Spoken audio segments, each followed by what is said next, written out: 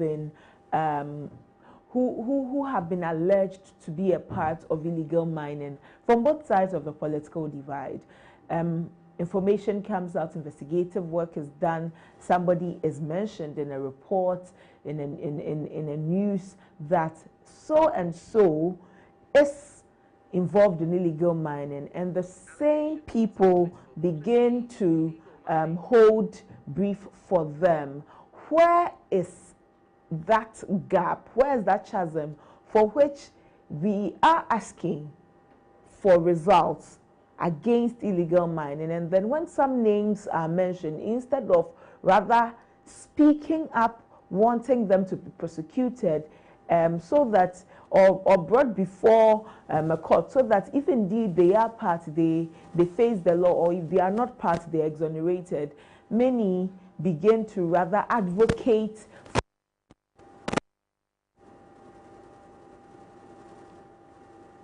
Hello, I can't hear you. Can you hear me now? You went up. Yes. You see, what it is that I kept on talking about the political will. The fight wasn't going anywhere under the past administration because of those involved. For example, Akonta mining. Even the Catholic Bishops' Conference raised the point, and what was the response our former president gave?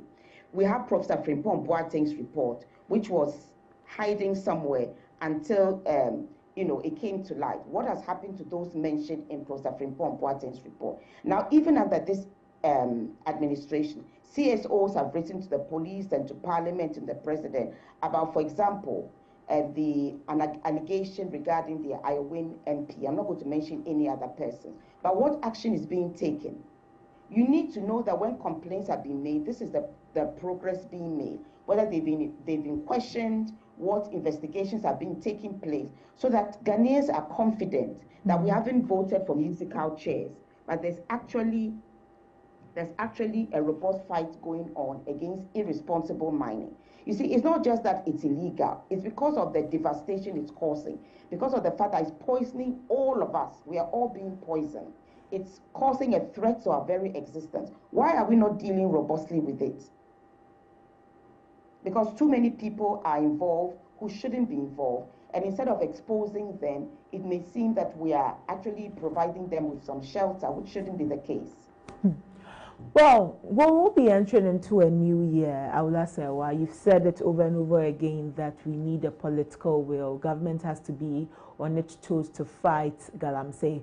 As environmentalists like yourself, eco-conscious citizens, what are your 3 key expectations for which you would want government to deal with when it comes when we enter into 2026? We understand government has gone ahead to repeal LI 2462.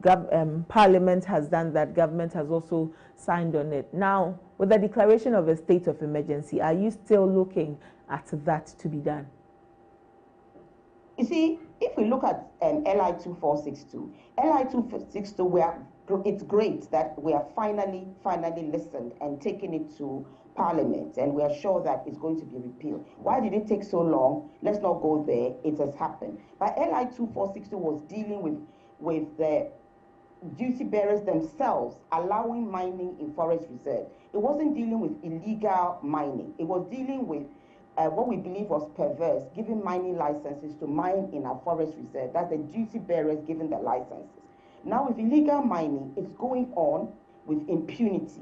And that is why we say that we need a targeted state of emergency.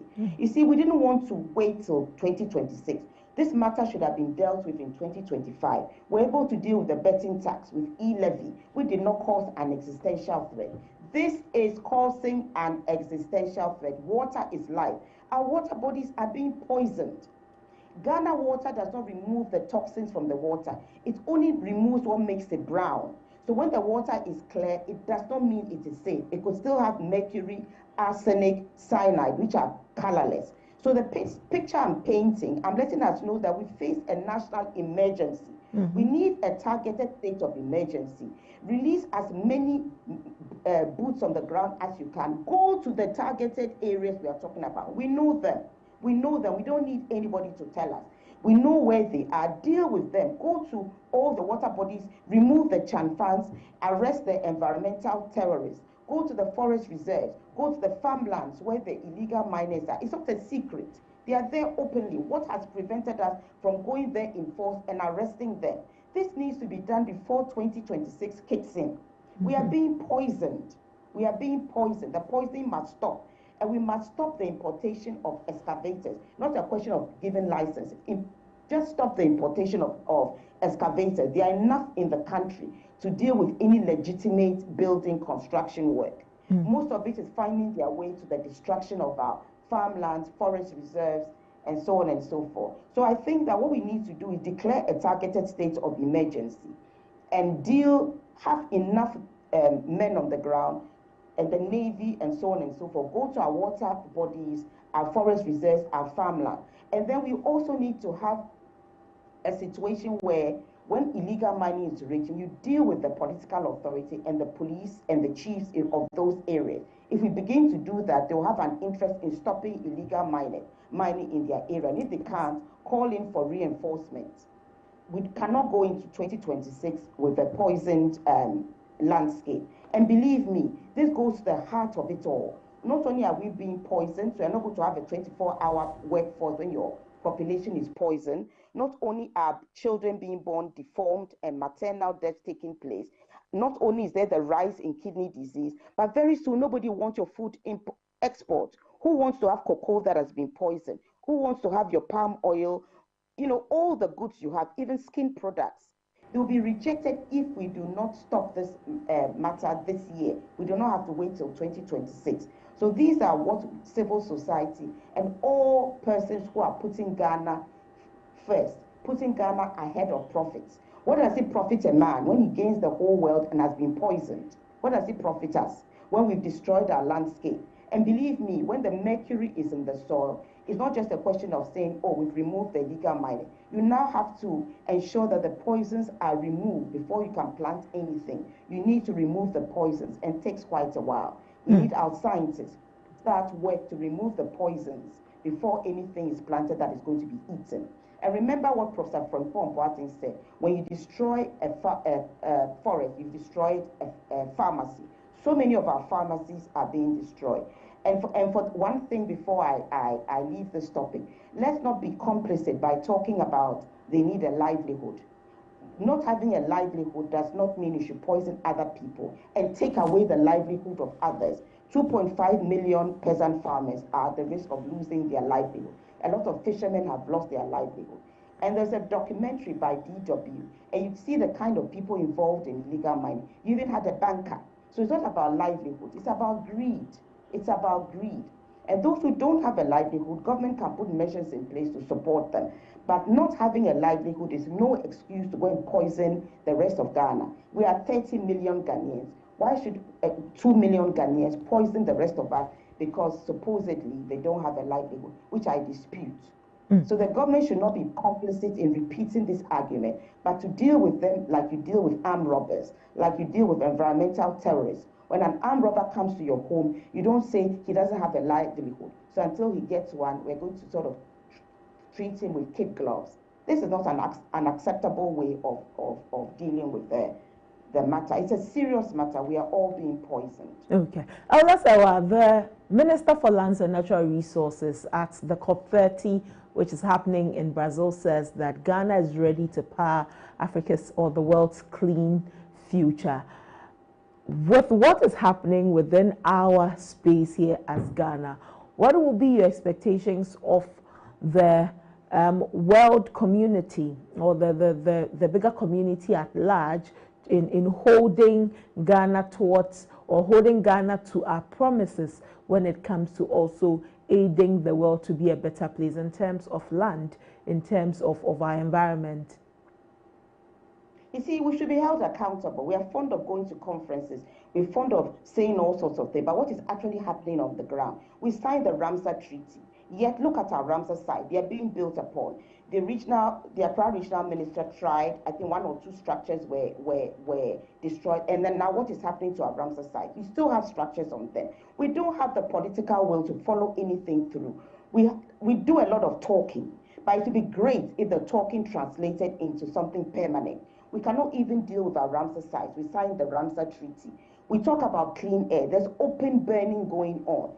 We have tried to appeal to the Adenta Municipal Chief Executive about the open burning going on in Adenta in so many areas where toxic substances are just being burnt, poisoning the residents. You see, we have to take things seriously. Air pollution, we are told, kills about 28 million, 28,000 Ghanaians. I'm very sorry about that. 28,000 Ghanaians annually, air pollution. So apart from the irresponsible mining that is killing us, we also have air pollution. Open burning is going on all the time. What are we doing about it? What are our municipal assembly? Hello, Ulasewa. We seem to have lost Aula Sewa on the line, but we've been having conversations with her concerning illegal mining, irresponsible mining, popularly known as Galamsey. Aula Sewa says that it's not enough that we go for conferences and make speeches. We should be seeing the tangibility within our system. With regards to illegal mining, there's still areas where mining is actively happening in. Mining is really actively happening in. You go on social media and it's very disheartening, especially when you see videos of young persons within these communities saying, blatantly speaking into the camera, talking about the fact that nobody can stop illegal mining, nobody can stop them. This seems to be a snake with multiple heads. You are unable to get the head at once. And so much is happening. This is worrying our water, our food, our vegetation. Government is fighting against it, but is it enough? But Aula joins us back. Aula, thank you again for joining us. Hello, Aula Sewa. Yes, ma'am. We can hear you. Thank you again for joining us. Yeah, what I was saying is that all the international community needs to do is to hold us accountable. We don't just sign things, but we need to enforce. So I talked about our Ramsar site. As I speak, there are so many structures on our Ramsar site which we were told will be removed. Work started and maybe a few phone calls were made, and now I stand to be corrected, but nothing seems to be happening. And this is going on across the board. So it's not a question of making pronouncements. It's a question of ensuring that whatever we say, we implement, we enforce. And the international community should just hold us accountable. That is all that is needed. All right, Aula Sewa, thank you so much for your time this morning. We really appreciate you. Thank you for having me. Have a blessed day. Have a great day to Aula Sewa. Aula Sewa is the Executive Director for Eco-Conscious Citizens. She says that the international community should hold us accountable. And indeed, there's so much. We are really backing the government's efforts against illegal mining. We hope that more and more is done, and we hope to see the results, very tangible results, so that we can all point to what government has been able to do. Because it looks like the involved are becoming too notorious, and these are even the hired hands that are working on these Galamsey areas. But who really are the ones at the top of it, who need to be dealt with the more? We'll be waiting to see how much government is able to deal with this matter of illegal mining, and we'll be following up on all of the conversations surrounding it. At COP30, the Minister for Lands and Natural Resources, Emmanuel Amakofiboa, has said a lot about Ghana's involvement and Ghana's contribution to our climate. Well, we'll be looking at so many conversations around that too. But that's all for Front Story this morning on ABC in the Morning. We will take a break. When we return, we'll bring you more on the show. Stay with us.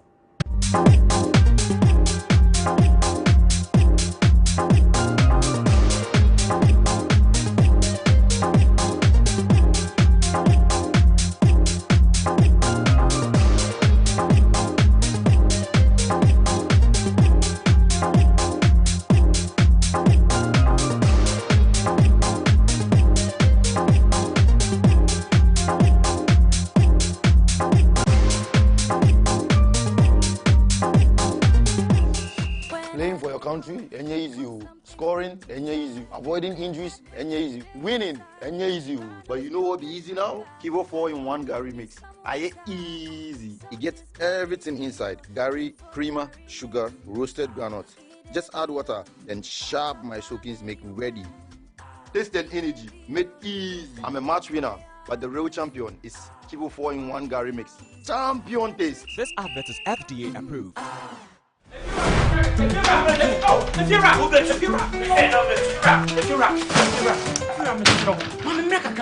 Rent back with the Pia Upa.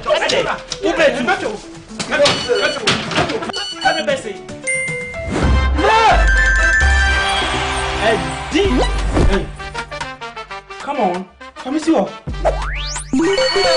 Wait, this guy. My friend, see before. It's the Telecel Too Much Money promo. Win cash daily, weekly, and a grand prize of 1.2 million Ghana cedis. Just reload or buy a bundle with Telecel Cash to earn points and stand a chance to win big. Dial *500# or visit the Telecel Play app to obtain and start winning in the Telecel Too Much Money promo. Terms and conditions apply. This promo is regulated by the NLA on the Caritas Lottery platform. When is campaign? If you're a baby, many scared no. If you know, meto chiaka. Inti ene, uno ba no mpe baby amobeda. Oh, na beka. Ye did too much money. No matter. Telecel, connecting energies.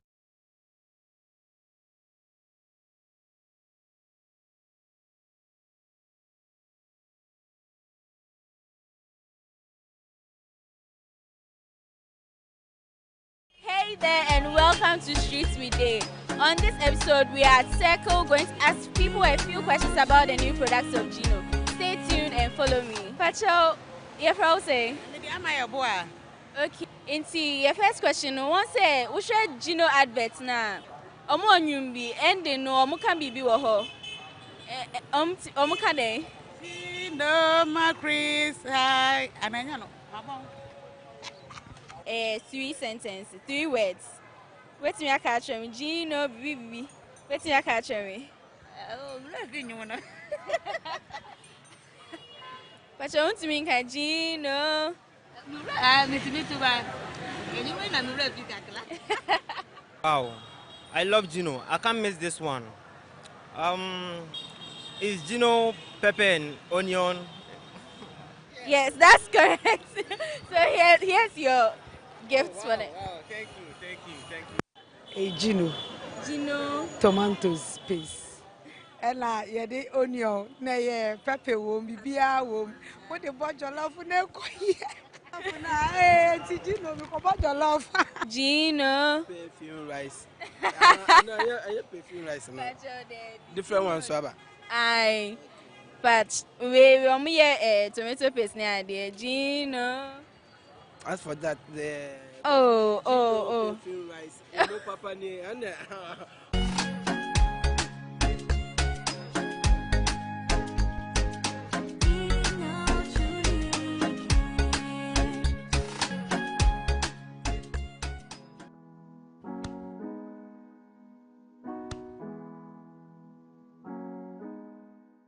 My name is Benedicta Apia from Bekwai Asante, a student at the University of Ghana, and currently I'm playing for Teshi Constance.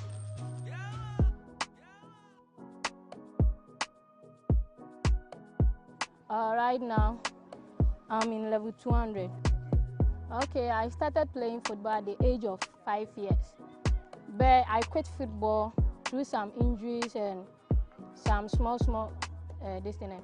So I started again around 2021. Yeah, I started with Army Ladies.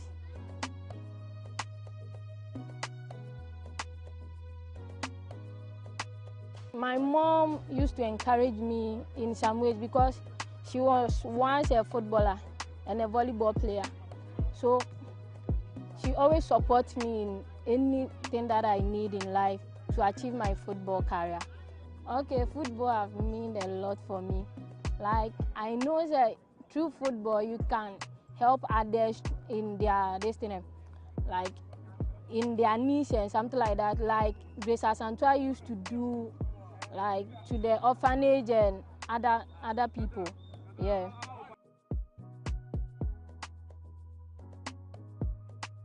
Like this, my finger. I always use this my finger to motivate myself because When I wet this finger, I know say like I have done a lot, so I have to continue.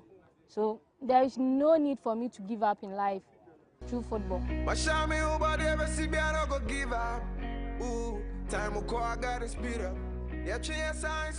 one, I'm a hard-working girl.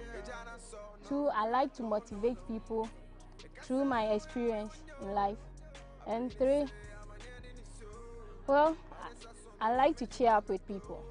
It's what I'm saying. When you give her time, believe me, she'll be one of the professional goalkeepers who gets in Ghana because she can go far. Yeah, I've seen her movements, positioning, how she moves, how she scoops as a lady, and most importantly, the energy. Yes, the energy. But she has to work on her jumping small and then her reflex. I think when she adds this to what she has, with what I've seen other ladies doing, she'll be ahead of them. Yeah, right now, I'm thinking of playing for the Barcelona ladies team and U20 or the Black Queens B, or even when I get a call up at the Black Queens A, I'm okay with it.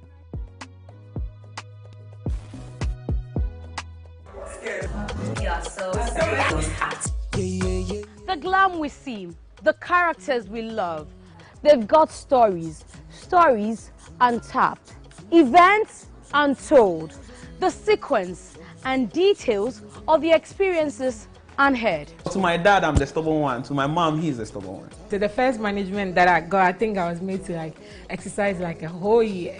Hey, I'm 20. All I know is how to have sex. I was out of contract for 4 years. The pain, the agony, the frustration, they make my depression worse. Yes. The hospital doesn't have a mortuary. We would have to take the baby in a box and then get rid of the body ourselves. Sometimes I say something and they take it out of context and they bash my husband, they bash my family. But hey, they survived and they're here to chronicle their journey with me, Miss G, on ABC News GA.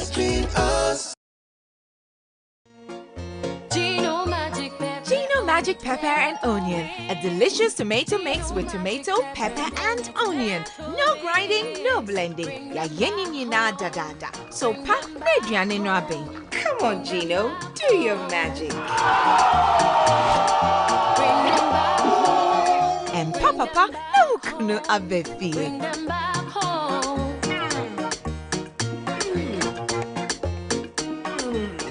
Tasty magic.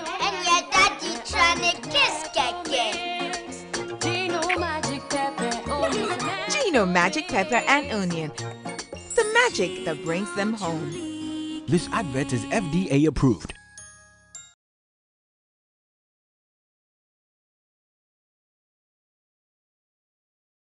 Introducing Betway's Bet Influencer, a groundbreaking feature where you can make money by just sharing codes. He just needs to share his codes and make money. The more his codes are used, the more money he makes. Oh yes, so what are you waiting for? Anyone can be a bet influencer. Share your codes and make money. Bet Influencer, another world first from Betway. This advert has been approved by the Gaming Commission of Ghana. Betway, get way more.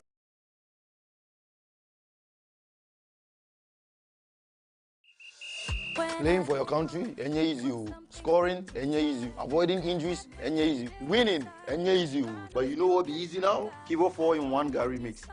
Easy. It gets everything inside. Gary, creamer, sugar, roasted groundnuts. Just add water, then sharp my soakings make ready. Taste and energy, made easy. I'm a match winner, but the real champion is Kivo 4-in-1 Gary mix. Champion taste. This advert is FDA approved.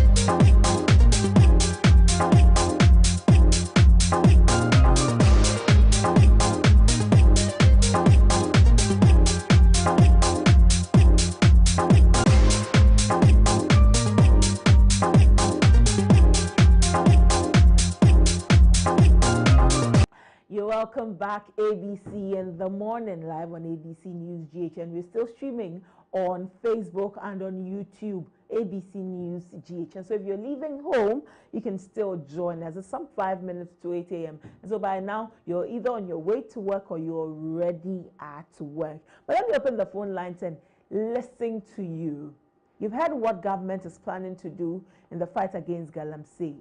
2026 budget, government says 150 million Ghana cedi allocation to NIMOS to fight illegal mining. You've also heard what is captured in the budget. Call me and let me hear what you also think, especially on this fight against illegal mining. Do you think government is doing enough with this 150 million Ghana cedi allocation to NIMOS? 053-916-1609, 053-916-1609. Let me hear from you. I'd love to hear what you have to say about this. You just heard what the Executive Director for Eco-Conscious Citizens, Awula Sewa, has said. She believes government could have made a better budgetary allocation to NIMOS to fight Galamsey with other things that government should do, like having a political will to actively fight and end illegal mining. What do you also make of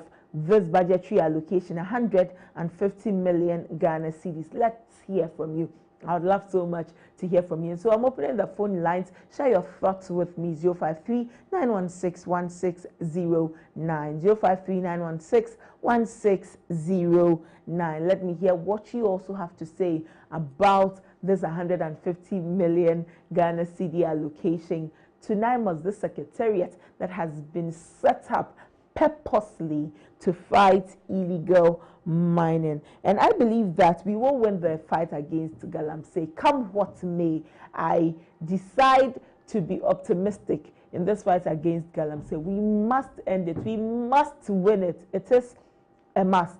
053-916-1609, 053-916-1609. The number is on your screens. And when you call, please turn down the volume of your TV so that I can hear you when you speak to me. 053-916-1609. Hello, good morning. Hello, good morning. Well, I've lost the caller. Please call back. Let us hear from you. Would love so much to hear your voice.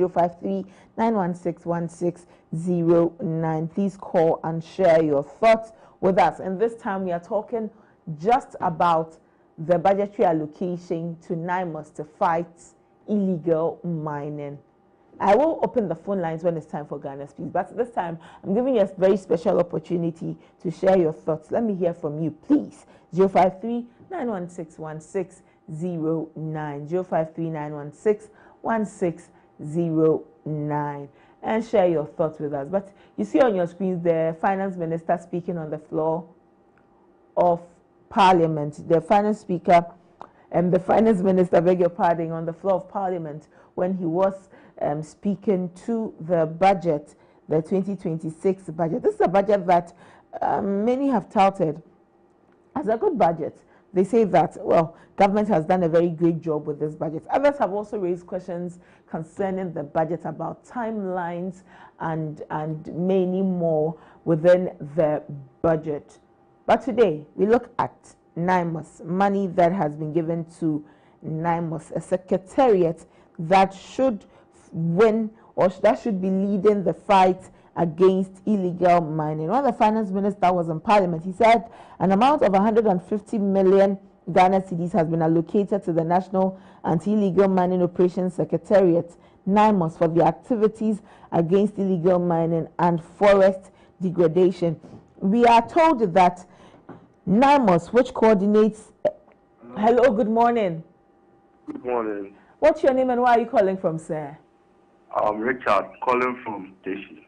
Okay, Richard, thank you so much for calling. Please share your thoughts with us. With the budget for the Galamsey, I don't actually get to understand it. Can you please elaborate on it for me? Okay, so government has made an allocation of 150 million Ghana cedis. This is what government wants to use that 150 million Ghana cedi for. It is given it to NIMOS, the the National Anti-Illegal Mining Operations Secretariat. This way, the Secretariat will be able to boost the work it's been doing so far in the fight against Galamsey. At this point, NIMOS has 1,000 officers, which they have deployed nationwide. NIMOS has dismantled some illegal Galamsey camps. It has seized 51 excavators, 4 heavy-duty trucks, and 350 pumps, and has also handed over some 31 foreign nationals who are involved in Galamsey to the immigration authorities for prosecution. And so this is the work that NIMOS has done so far. And looking at the work that NIMOS has been able to do, government has found it prudent to allocate 150 million Ghana cedis to the Secretariat to equip them to or to aid the work they are doing against illegal mining. Okay, so we'd like to ask again about the Blue Water Guard. Are they involved in this? The Blue Water Guards are also have also been set up to fight illegal mining, or they're supposed to be reporting on illegal mining. You remember that when the Blue Water Guards were inaugurated, we're told that they will be stationed at areas that illegal mining is rampant, so that they can be reporting the matter, so that the relevant authorities or the duty bearers can take it up and know where illegal mining is happening. Okay, that's good to hear. And not to conclude it, so about the... Well, we have lost the caller 053-916-1609. Share your thoughts with us. Let's hear what you have to say. The government has made allocation 150 million Ghana cedis to NIMOS, the Secretariat that is leading the fight against illegal mining, to boost their work. While some say that this is enough money, others also hold a view that governments could have made more, could have given more to NIMOS, or could have made a bigger budgetary allocation to NIMOS to fight illegal mining. And so share your thoughts with us. Let's hear what you have to say about it.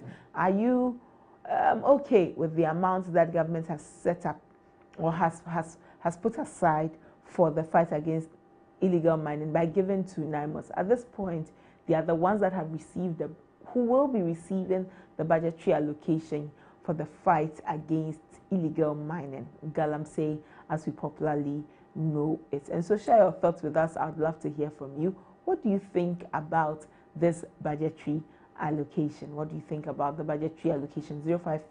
053-916-1609. But what do you make of it? Remember that when it's time for Ghana Speaks, I will open the phone lines so that you can share your thoughts with us on the conversations we will be having today. But we are done with Front Story. Very soon we'll go into our main discussion and we'll have some very important conversations right after this break.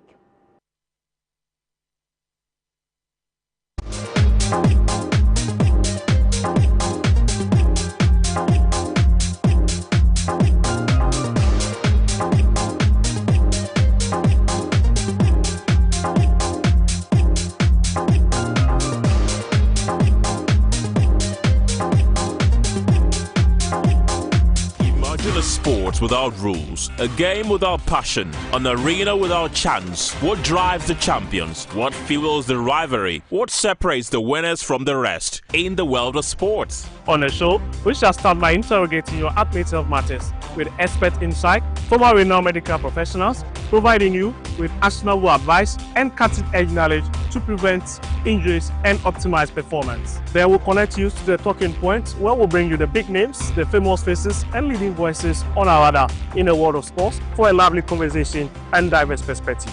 Eugene Soti, your chief data guy on the talking point. On the African Tracker, I'll break down the performance of your favorite African players abroad, scrutinizing every detail and exploring the nuances and rules governing the game. Meet us in your area for Area Take as we plug into sports perspective and hear your thoughts on every play of the game. On Ghana Focus, we shall spotlight our domestic leagues and heroes of other sporting disciplines. I'm James Makion, your go-to expert for everything local. I'll review the fixtures From the locker room to the pitch and from the management to the fans, I've got you covered. Oh la la! Don't miss out on the double excitement. It's a fun pack, pulsating and complete wrap of everything in sports, from boxing to football, tennis, NBA and more. Sports World on ABC with Victor and the team as every Wednesday from 7 to 8 p.m. Sports World on ABC. Sports beyond borders.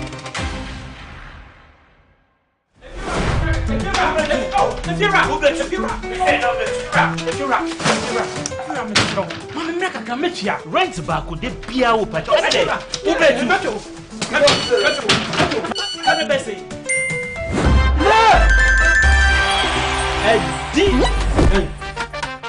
Come on, come see you. Where this guy? My friend, see before. It's the Telecel Too Much Money promo. Win cash daily, weekly, and a grand prize of 1.2 million Ghana cedis. Just reload or buy a bundle with Telecel Cash to earn points and stand a chance to win big. Dial *500# or visit the Telecel Play app to opt in and start winning in the Telecel Too Much Money promo. Terms and conditions apply. This promo is regulated by the NLA on the Caritas Lottery platform. When is campaign? If you're a baby, many schedule no. If you know, meto chiaka. Inti ene, uno ba no mpe baby amobeda. Oh, na beka. You did too much money. No matter. Telecel, connecting energies.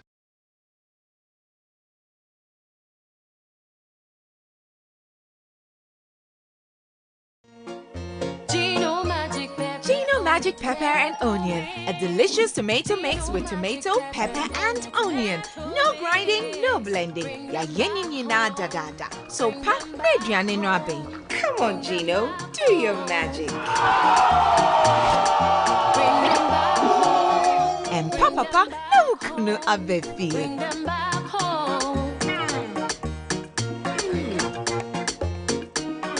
Jan tasty magic.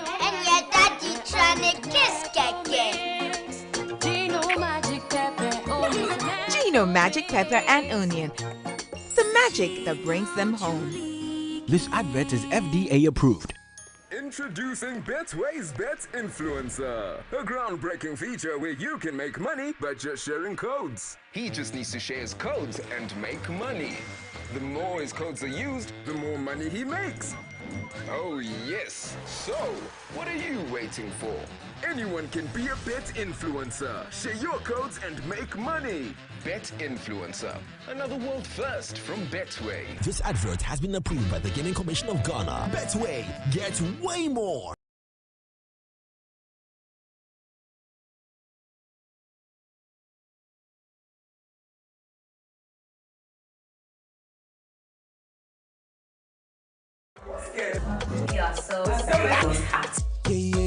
The glam we see, the characters we love, they've got stories untapped, events untold, the sequence and details of the experiences unheard. To my dad, I'm the stubborn one. To my mom, he's the stubborn one. To the first management that I got, I think I was made to exercise a whole year.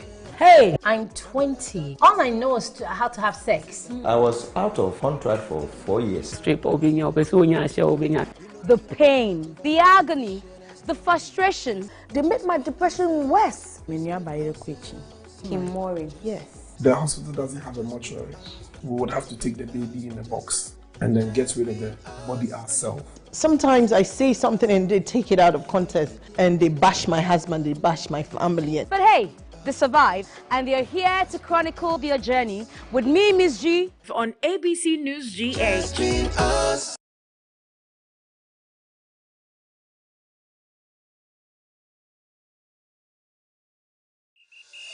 Playing for your country, easy. Scoring, easy. Avoiding injuries, easy. Winning, easy. But you know what be easy now? Kivo 4-in-1 Gary mix. Easy. It gets everything inside. Gary, creamer, sugar, roasted granules. Just add water, then sharp my soakings make ready. Taste and energy, made easy. I'm a match winner, but the real champion is Kivo 4-in-1 Gary mix. Champion taste. This advert is FDA approved.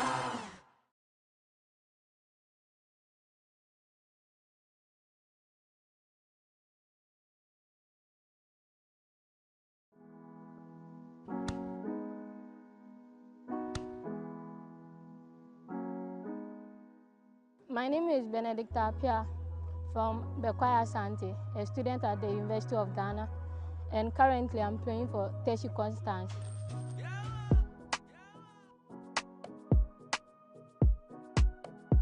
Right now, I'm in level 200. Okay, I started playing football at the age of 5 years, but I quit football through some injuries and some small this thing. So I started again around 2021. Yeah, I started with Army Ladies.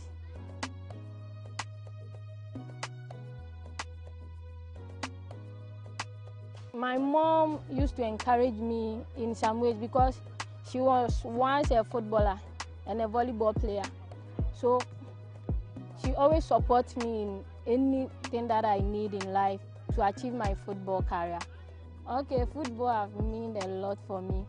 Like, I know that through football you can help others in their destiny, like in their niche and something like that, like Grace Asantua used to do, like to the orphanage and other people.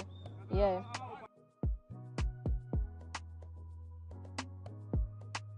Like this, my finger. I always use this my finger to motivate myself because when I work this finger, I know say like I have done a lot, so I have to continue. So there is no need for me to give up in life through football. One, I'm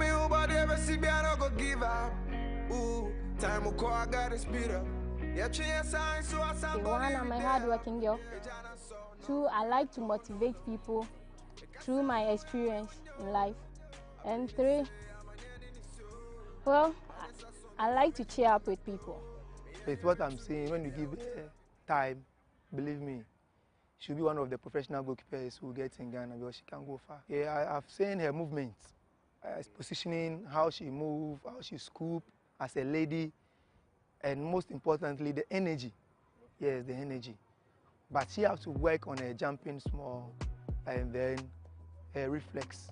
I think when she adds this to what she has, with what I've seen other ladies doing, she'll be ahead of them. Yeah, right now, I'm thinking of playing for the Barcelona ladies team and U20 or the Black Queens B, or even when I get a call up at the Black Queens A, I'm okay with it.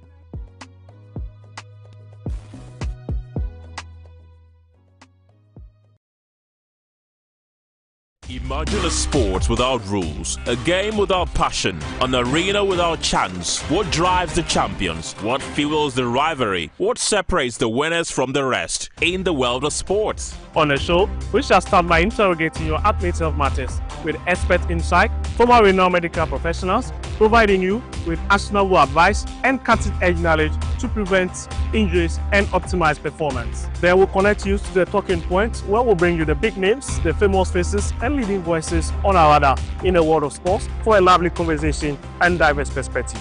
Eugene Soti, your chief data guy on the talking points. On the African Tracker, I'll break down the performances of your favorite African players abroad, scrutinizing every detail and exploring the nuances and rules governing the game. Meet us in your area for Area Take as we plug into sports perspective and hear your thoughts on every play of the game. On Ghana Focus, we shall spotlight our domestic leagues and heroes of other sporting disciplines. I'm James Makion, your go-to expert for everything local. I'll review the fixtures from the locker room to the pitch and from the management to the fans. I've got you covered. Oh la la! Don't miss out on the double excitement. It's a fun pack, pulsating and complete wrap of everything in sports, from boxing to football, tennis, NBA and more. Sports World on ABC with Victor and the team as every Wednesday from 7 to 8 p.m. Sports World on ABC.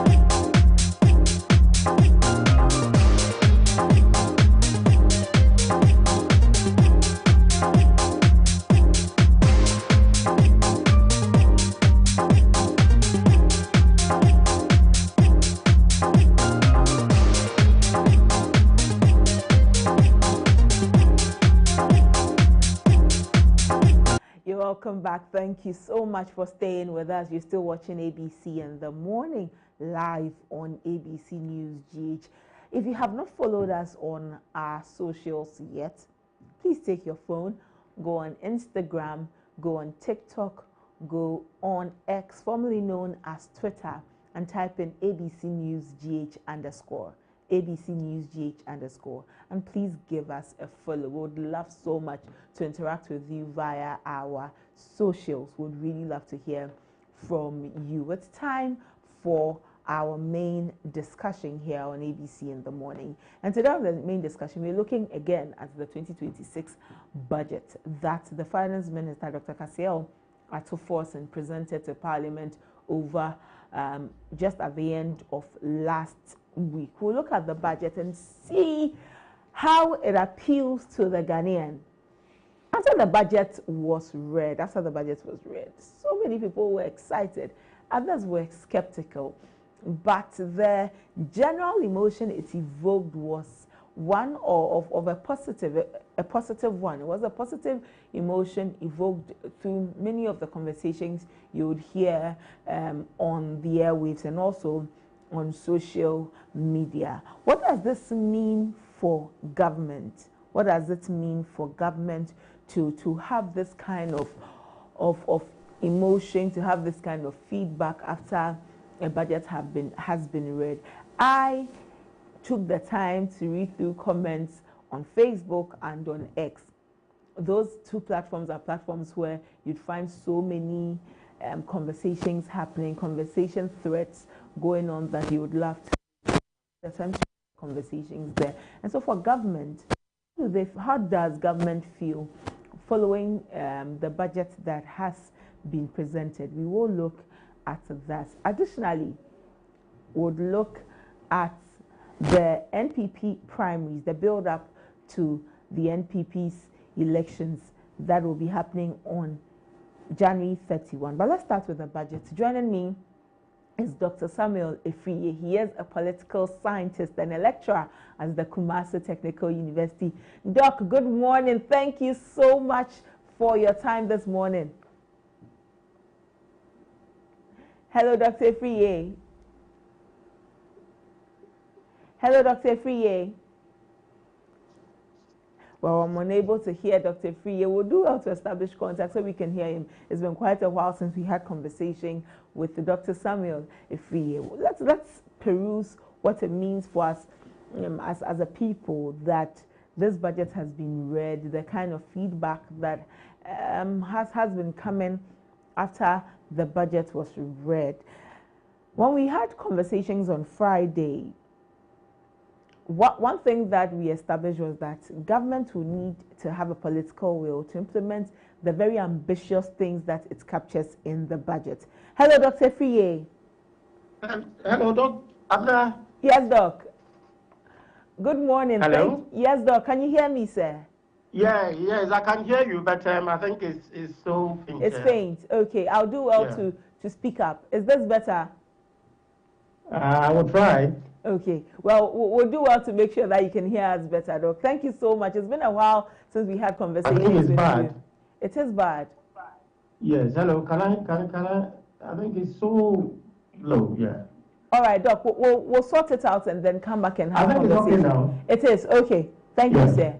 Right. Thank you so much for joining us this morning. You are welcome, Abra. It's a long time. I hope you're doing well. I'm doing well, sir. I hope you're also doing well. Yes, I'm very well. Look, first off, the budget that was presented by the Finance Minister, Dr. Kasiel Atoforsen, for the 2026 fiscal year, following its reading, the feedback, the sentiment have been largely positive. It borders on positive feedback rather than negative. How would you say this affects government's morale? What does this mean for government to have such feedback after it's presented its budget? Well, greetings to your cherished viewers and listeners as well. You know, the Honorable Minister of Finance, Atoforsen, during the presentation of that is the 2026 budget, I think when you look back, it's just about comparison. That is what people are saying that it's better. It's not better. I think it's stable. Because when you look at the figures and when you look at what the rate at which things were moving on during the MPP in the last few years before they left government, you can just say that things are getting okay, but not better or not best. I should say so. And because we talk about the stability of the economy, that one we give credit to the government because of the prices of goods, and we talk about the exchange rate. The exchange rate, well, I personally have an issue about how they are pumping money to stabilize the cedi in relation to the dollar. Okay. But that is their choice, or that is their strategy.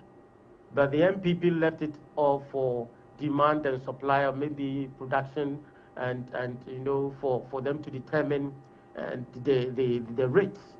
And sometimes maybe government will come in once and then they will let the market determine. But for this government, they have decided to use the option of pumping money every month, at least $1 billion every month, to ensure that they have that stability of the exchange rate from that is $10 to $12. That is the range that they take themselves for. So whether you agree or you disagree with their option or their strategy, at the end of the day, they brought in stability.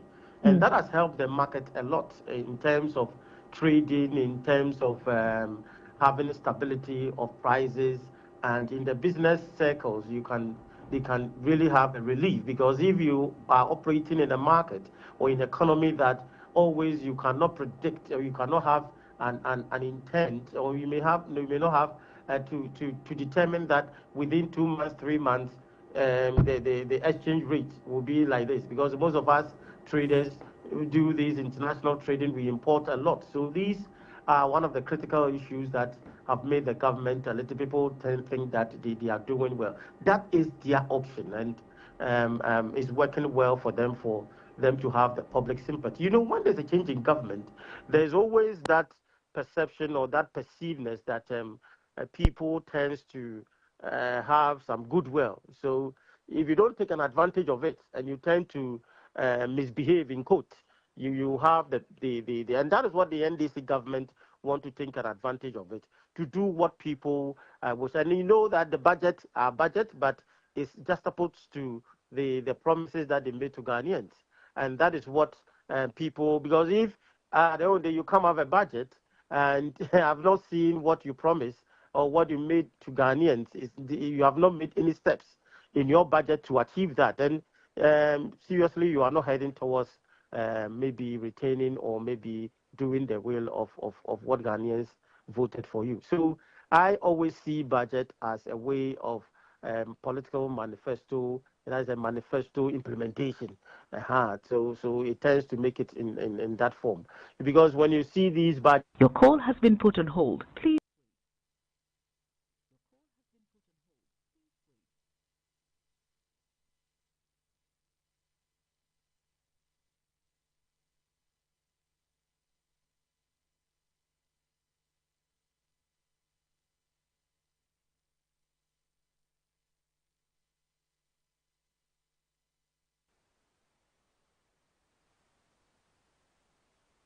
Hello.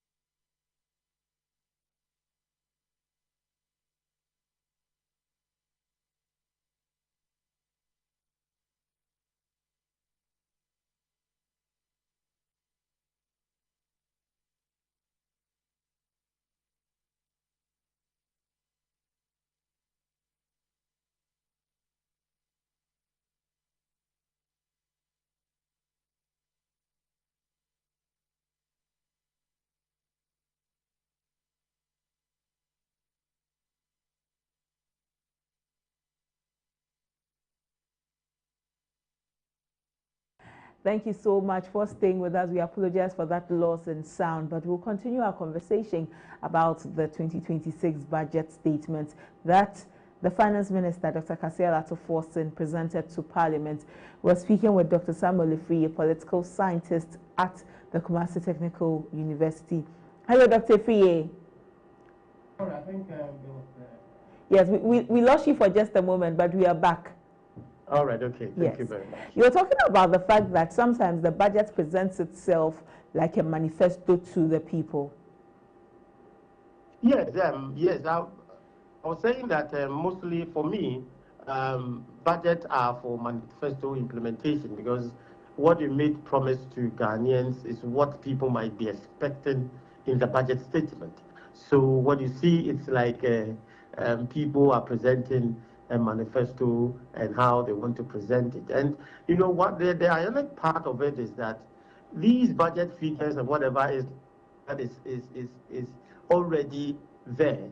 It's something that is an intent, that this is what we have allocated for these areas and these sectors. But when some of these things are being presented, people might think that money is already been there for these allocations, but that is not the case. It's a running economy, and as time goes on, as the economy moves day in and day out, so any revenue that comes in is what you have to send or put into these various sectors or areas that have been budgeted for. So it is not an already made money that is there now.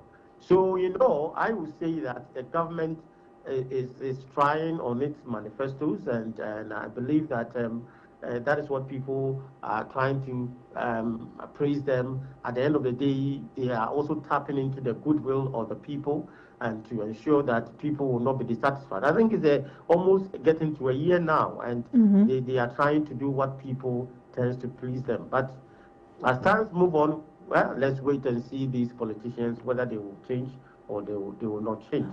But one thing, again, about the economy that I think we are moving on well is the energy, where the energy debt and other issues has been restructured, because that was the biggest challenge for the government. Even the previous government, it is one of the biggest challenge in terms of how to manage these energy debt.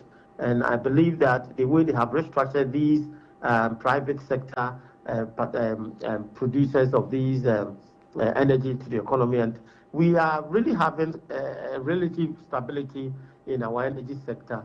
And I think that is also one plus for the government in terms of its energy management. Just we hope that, as they have said, they are able to reduce the what do we call it, the debt. But I think some people are praising the government that they are the best. But I think during the Osafo, I've forgotten the figure. I think Osafo reduced that time the debt about, I think, 25.7 or 25.9%. And Forson is claiming that they have reduced it, I think, 16.7 or 8. So I think that's what they are the best. No, but that is not factual. I think they are doing well in areas, but we believe that as the economy moves on, we want to see what actually the economy itself will determine. Because if you pump all this money into the economy, and I think it could have been used for other purpose, or it could have been used for other sectors. But let's wait and see how things. And one serious thing that I had a challenge is the big push that from Accra to Kumasi, that they want to have a new 6-lane expressway. I think, yes, I think that one is where I have a little bit challenge, because the existing ones are killing people. The existing ones are not. Why not continue from what the previous governments have left? The areas that need to be remodeled, or maybe to make it a little bit more more trouble and more convenient for because it's these areas that is creating problems. Because if you move into these areas of that is a big push, the 3 that is the 6-lane, the expressway, how many years will it take? Assuming that in 3, can they complete in 3 years? No. If there's a new government comes in, would that government comes in to continue? So sometimes some of these projects we need to be very, very careful because the existing one is making things difficult for us. And if we want to do, why not try to work on these areas that is creating problem and killing us, and maybe you move on to the new one so that it will not be a problem. And these things, we need a lot of stakeholders to come in to assess even how they want to change and move into different areas. And these are the things I think probably some of these projects, they have to look at it. And I was also disappointed in the way that maybe I don't know whether before this term, government term ends, they will tend to look at the Agenda 11, which has been an issue, because I think I heard it in the budget that about 10 will be looked at. So what about the rest of, I think 100 or 90 or whatever, so that what is the government, is it going to be in a serial that every year that is what they want to do? Well, but Dr. Fiye, within the budget, the finance minister says that there will be the beginning of a construction of 6 new regional hospitals. If we add this to the 10 Agenda 111 facilities that government says it will complete, at least for the next 1 year, including other health projects that they seek to embark on, don't you think that this is enough for at least the next 1 year so that we allow them to do things in phases?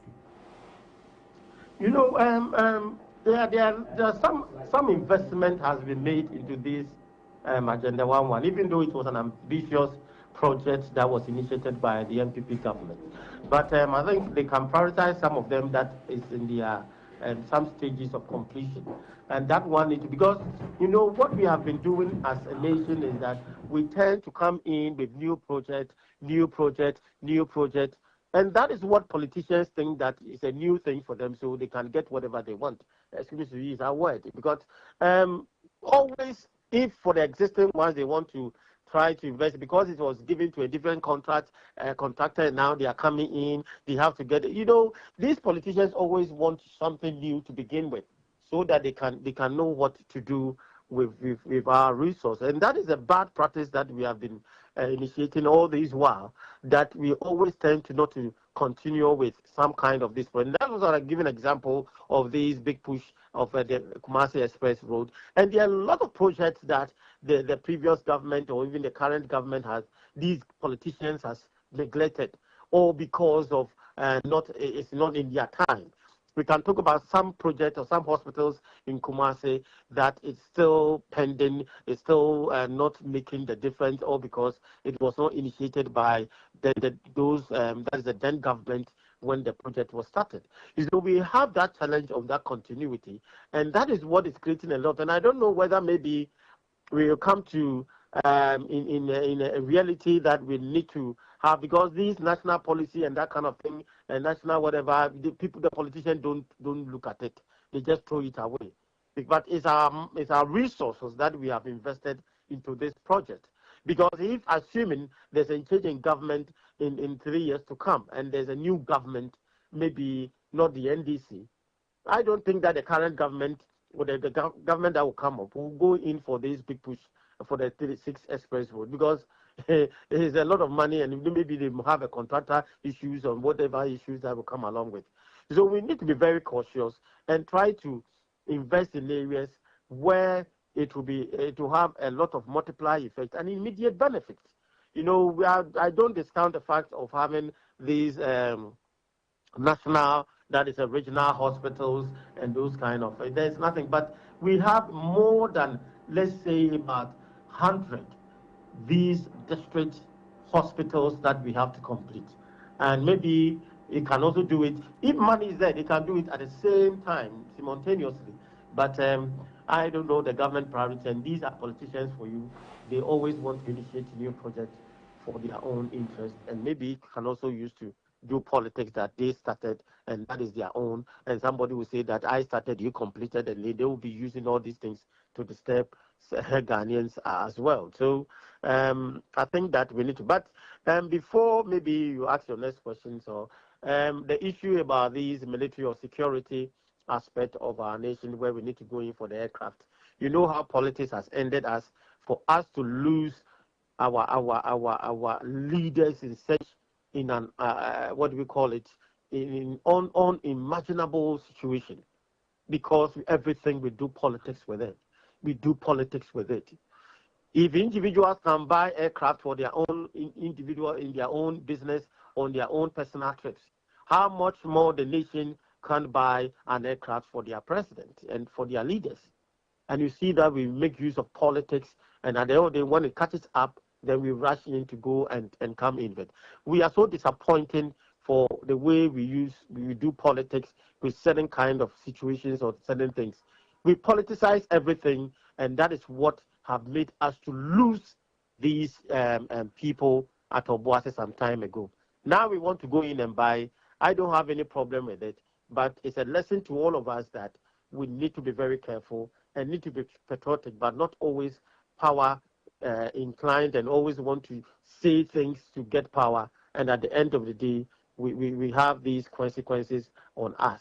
It's quite unfortunate that we end up in this way, that we want to buy 4 aircraft and other things for. There's nothing wrong of retooling the military or our air force. When you go to other countries, they spend a lot on so if the government wants to spend about 20% of our budget on the military, fine, we don't have any problem. But they should stop these politics out of it, because whatever being the case, if anybody is going as a leader, they will not take these assets or these aircraft to their various homes. So we need to be very careful on some of these things.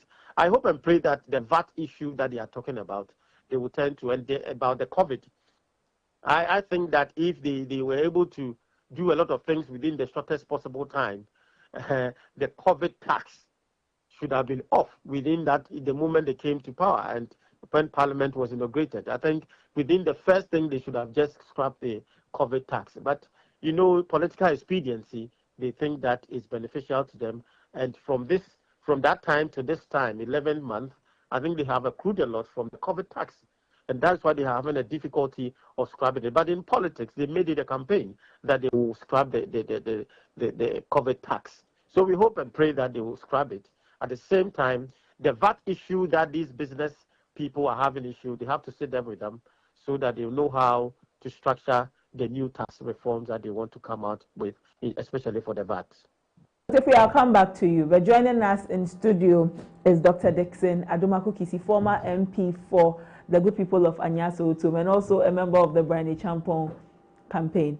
Thank you, sir, for joining us this morning. Yeah, thank you. Well, let's just get straight into the conversation and look at the budget statement that the finance minister presented in Parliament a few days ago. For you, what did it inspire?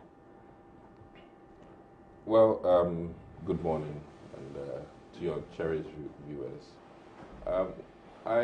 I weep for Ghana for 2 good reasons, and I'm a contrarian at heart. Okay. And what I mean by that is that I think a bit more on the contrary of things. I say this because the needs of this country are so many, and we're so far behind on so many things. We have doctors who have not been paid salary, nurses who have not been paid salary. It has become almost the norm that when you start national service, you have to wait for about 3 months, 6 months before you get paid. So we are not at par with the rest of the world in terms of timely salary payment and timeliness of contracts getting done. I can cite the likes of the Nsawam Road or even the Winneba one, amongst others. So when you have a country where governmental reimbursements and payments are delayed because of lack of funds, and then you have a new cabinet that is just taking off revenue handles, then I worry. Okay. And let me use this to help those who are misinformed about one key thing, which I'm very passionate about, which is the COVID levy. Okay. Let me tell the public that sometimes governmental revenue handles may have a name, but when it goes into the consolidated fund, it becomes government money to use for so many things. And in that sense, NHIS levies were not 100% used for NHIS purposes. Okay. So for people to latch on COVID, okay, and to think that it was 100% for strictly COVID, I worry. Now, it is also a very wrong impression out there to think that COVID levy, the commitments of this country, in fact, front workers for COVID, some of them have not been paying their remunerations for working at the front end when COVID was happening. Some of the hotels that hosted people have not finished receiving their reimbursements. So the key question hangs, has the governmental commitments during COVID all been done? One of them, which we all know, is the 111 hospitals, which I personally do not necessarily support. You don't support agenda? I believed that 16 would have been okay. Okay. Which would have been every region gets at least one. Completed. Okay. So my key point here is that it is a wrong impression for people to think that COVID taxes were strictly for the pandemic. It was also the externalities. Okay. And when I say externalities, that, it dawned on us as a country that our health services are so far behind. Listen, as of this weekend, I couldn't get bed space for people who needed to be transported to the likes of 37, Kolebu, Ridge. So when I'm in a country like this, where when I'm sick, I can't get a bed at a teaching hospital, and then the means of government expanding healthcare so that you and me, when we are sick, we can be admitted and attended to. And you take off the tax handles that are supposed to help us as a nation. So you would have I don't see how I can clap for you. So you would have expected that since it's not just for COVID, then government should have rather renamed it and explained it better for people to better appreciate why it would continue to tax that amount. You see, even the whole idea of renaming, in basic economics, we say that money is fungible. And what we mean by that is that when you get that 100 Ghana cedis in your pocket, it can be used in so many directions. Okay? So the renaming how you got the 100 Ghana cedis doesn't really make a difference. But it at the end of the day, okay, our healthcare is struggling. If I need to tell you that not just COVID, our healthcare naturally is struggling before COVID. Okay? Diabetics are in this country struggling. And thanks to God, the Mahama administration has admitted that non-communicable diseases are killing us. Hypertension. Many Ghanaians, or many Africans by nature of being African, have blood pressure issues. So when we have, forgive me, we have been inadequately funding healthcare in this country for decades. Kolebu was built for a smaller population. Ridge, a smaller population. 37, a smaller military population. Police hospital, a smaller population. So when we've had this issue of, increment in our population and serious deficits in our health infrastructure and even our health training or even equipment. I mean, listen, some constituencies have one ambulance which is not adequate. When it has breakdowns, people are left without an ambulance. Okay, so are we not in an era where we need maybe 2 ambulances for some constituencies? I mean, listen, look at Ashaiman, look at Sige. Sige population is about under 40,000. Ashaiman is well over 100. I mean, in fact, almost 400,000. So if Ashaiman has one ambulance today, and we are comfortable with that. I worry as a country. And my key point, I'm only latching on the COVID tax to explain to many more Ghanaians that listen, when we are so lacking, so much behind with the rest of the world, and we have an opportunity to improve on our health services, and government comes to remove the means, ways and means of contributing to our health care, and we clap for government, I worry. So you think that? I sat in a major stakeholder meeting with NHIS, and they were crying that there are many things they want to put on the NHIS, bandwagon, in the sense that there are child health care issues that they would have wished government could do more. Government is doing some with the cancers, but not all cancers. Right. Okay, so they are hoping that they could get more money to do these things. So how else is government going to raise all of this? So you think government has done us a disservice by removing this COVID-19 levy? Listen, I can accept the fact that the NDC administration made a whole lot of noise about COVID tax. But you see, when you come into government, and the reality dawns on you that, listen, in fact, maybe you may have called it misappropriation, mismanagement of the fund. But now that you're in government, then you realize that, hey, huge gap. And what I mean gap, you see, if you've experienced healthcare elsewhere, when I say gap, you understand me, okay? My key thing is that people get sick, they don't get beds. Okay, this is the situation. Police hospital facility is still hanging there. After numerous governments, it's still there. Just close to you here, not completed. The gap is there, we know it. So when you come and remove something that is a hinge, keeping us together and making you fluid as a government, it begs the question, what is it just because we promised it on a campaign trail? Does it mean that it is in the national interest still? Reality should advise us that, listen, though we promised, now that we're in government, we've come to that realization. I mean, of course, look at the Okujatos and the Sam Georges who are making noise about state of emergency. Has Muhammad done it? No. He hasn't.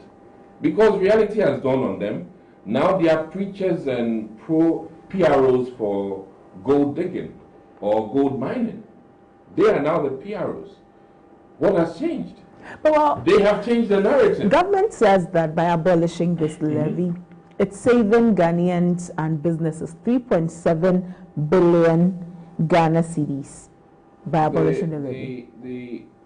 What's the worth of my money when I'm sick and I can't get to bed? Well, like you know, and the bed situation does not know rich, poor, and that is my concern. Granted. Okay, so you are saving all of us 3.7 billion. How much is the huge or real health care deficit? It's huge. It's bigger than 3.6 billion.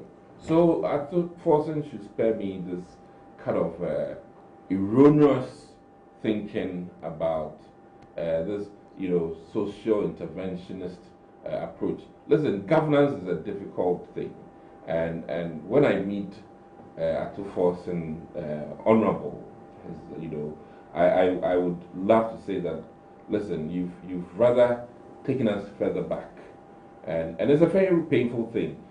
It takes a certain mindset to appreciate the damage they've caused our nation, especially in the sense that, mind you, we are, one, very behind.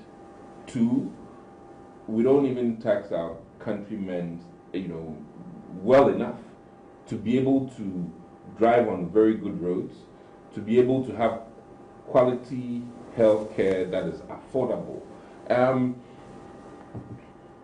In my own small way, I must maybe we need to help people know how much they could get.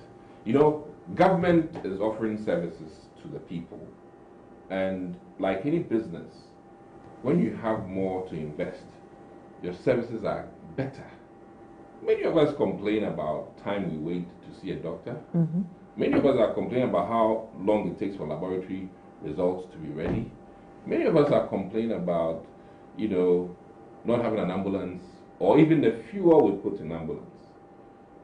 Today, your media house can go and audit the kind of car tires that our ambulances have. Some are very deplorable. Some are not roadworthy. This is the situation we're in.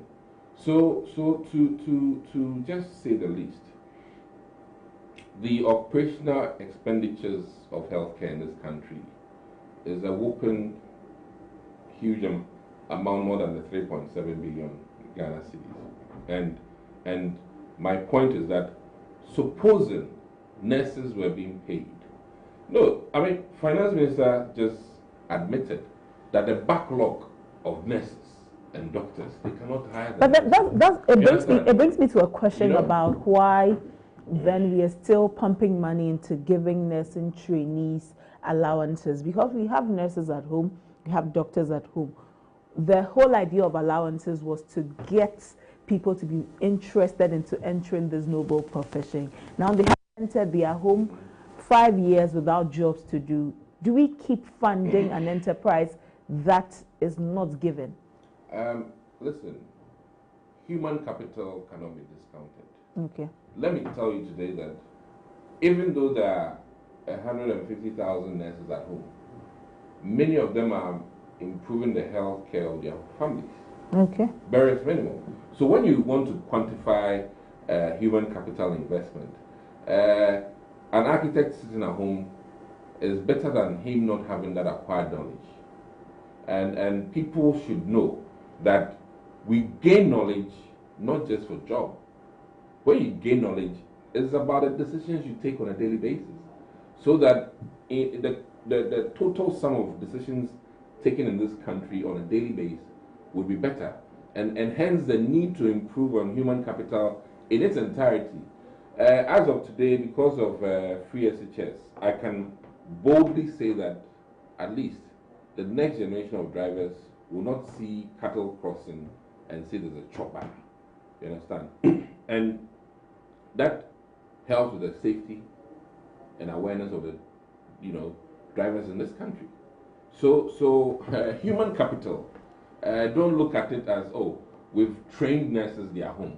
Okay. Look at it as, you've trained nurses, that nurse would have probably made a very bad healthcare decision had it not been for her knowledge of nursing today. So I beg, and my key question is that when you can't employ and improve jobs, why then take a handle, a tax handle? And I see COVID tax as a tax handle, which was to help us improve on our healthcare, which for all intents and purposes is behind. You remove all the tax handles, then you come and tell us, oh, you want to do Confanochi maternity, you want to do this, you want to do this. I'm asking, if keeping the COVID taxes would have made you do the Confanochi in 3 months, why remove it and then end up doing it in 1 year or 2 years? So, in summary, I think that one, we are in a very terrible situation where everything that we are doing is only not based on very well thought through developmental agreements and arrangements in this country, not policy driven, but just at the whims and caprices of people who may have promised ill-gotten goods to the populace during campaign. And everything is not only about campaign time promises. Like I said, I gave you a very clear example where the Okujatos were asking us for to end Galamsey through a state of emergency. Today they are in government. It's 11 months. Have they done it? No. So is it necessary that everything you promised during the campaign, when you've come and you've hit a different reality, that you still do it? No, it doesn't work that way. Okay. We as a government struggled when we removed so many tax handles, the KAI and all those things. And then, when we had done that, we then promised so many things, and we struggled. And I don't see the wisdom and the sense in removing one bill, which is supporting you, to just come and bring another bill. I mean, look at the e-levy/petroleum thing. E-levy was bringing in some money, though it was some percentage. Then you scrap it and you slap us with something more than the e-levy. Then where are we going? Is it just because we want to rebrand the taxing? You are bringing this Mahama Cares, which is literally in similitude to the COVID tax.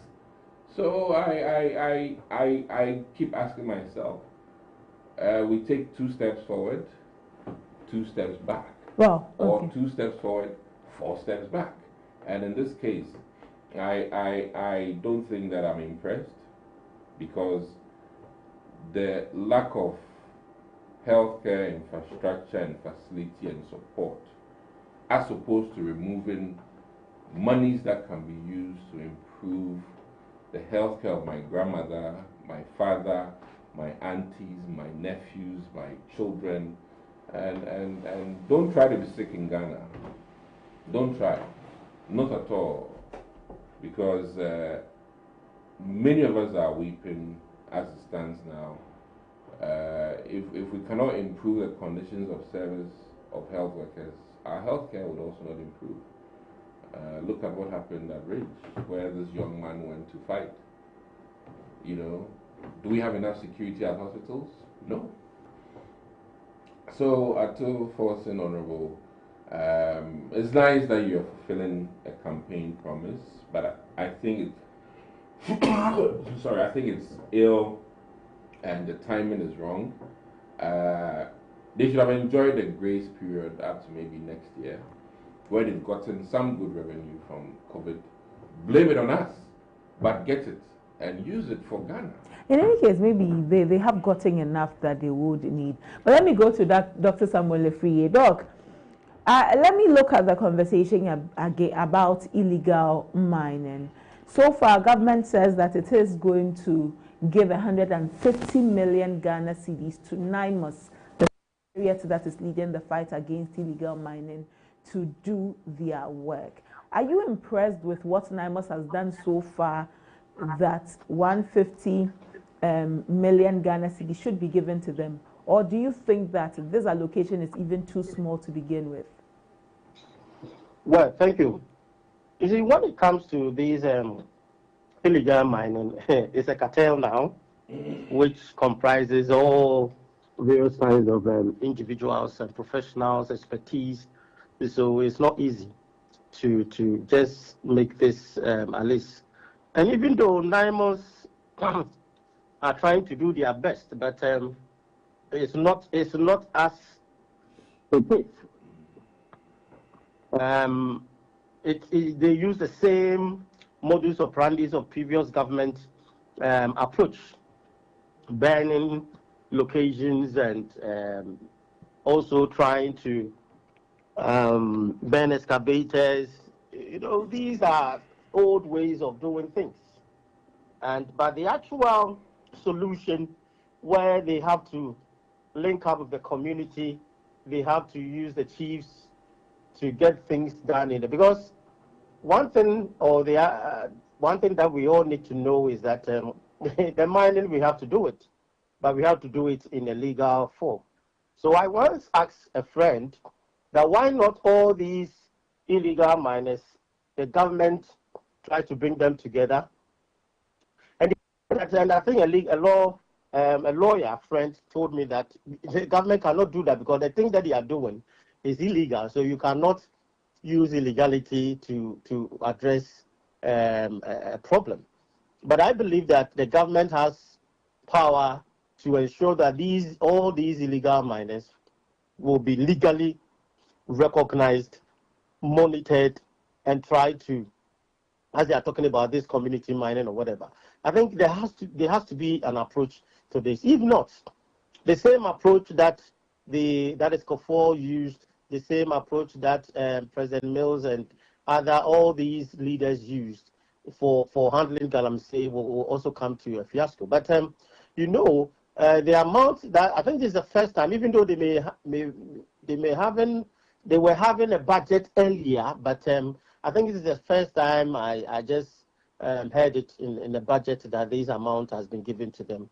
But my concern will be, how are these individuals that are fighting, that the 9 most members, the team, what package is for them because the work that they are doing is so tempting that they can't just talk about integrity. You can't just talk about no, it can't be bribed. It cannot. No, there has to be a package for these individuals, for their family, and for themselves. That no, if you want to get involved in this illegal mining, driving this illegal mining, then as a military officer with the team, a family, these are the package for your family, because it's life and death. Look at what happened at Widiam. I think the director could have just be dead by now. And we don't have to wait as a Ghanaian that we always think that when somebody is no more, and that's where we go and come out with a fund to take care of their family or whatever. There has to be an already package. Motivate them. They should be well paid. They should be well motivated. It's not, and they have to be recognized at national platforms. The other voter, whatever. We have to reward, because what they are doing is so tempting that they will be bribed. Yes, they will be bribed today, they will be bribed tomorrow. But certain levels of bribe, people will tend to receive it.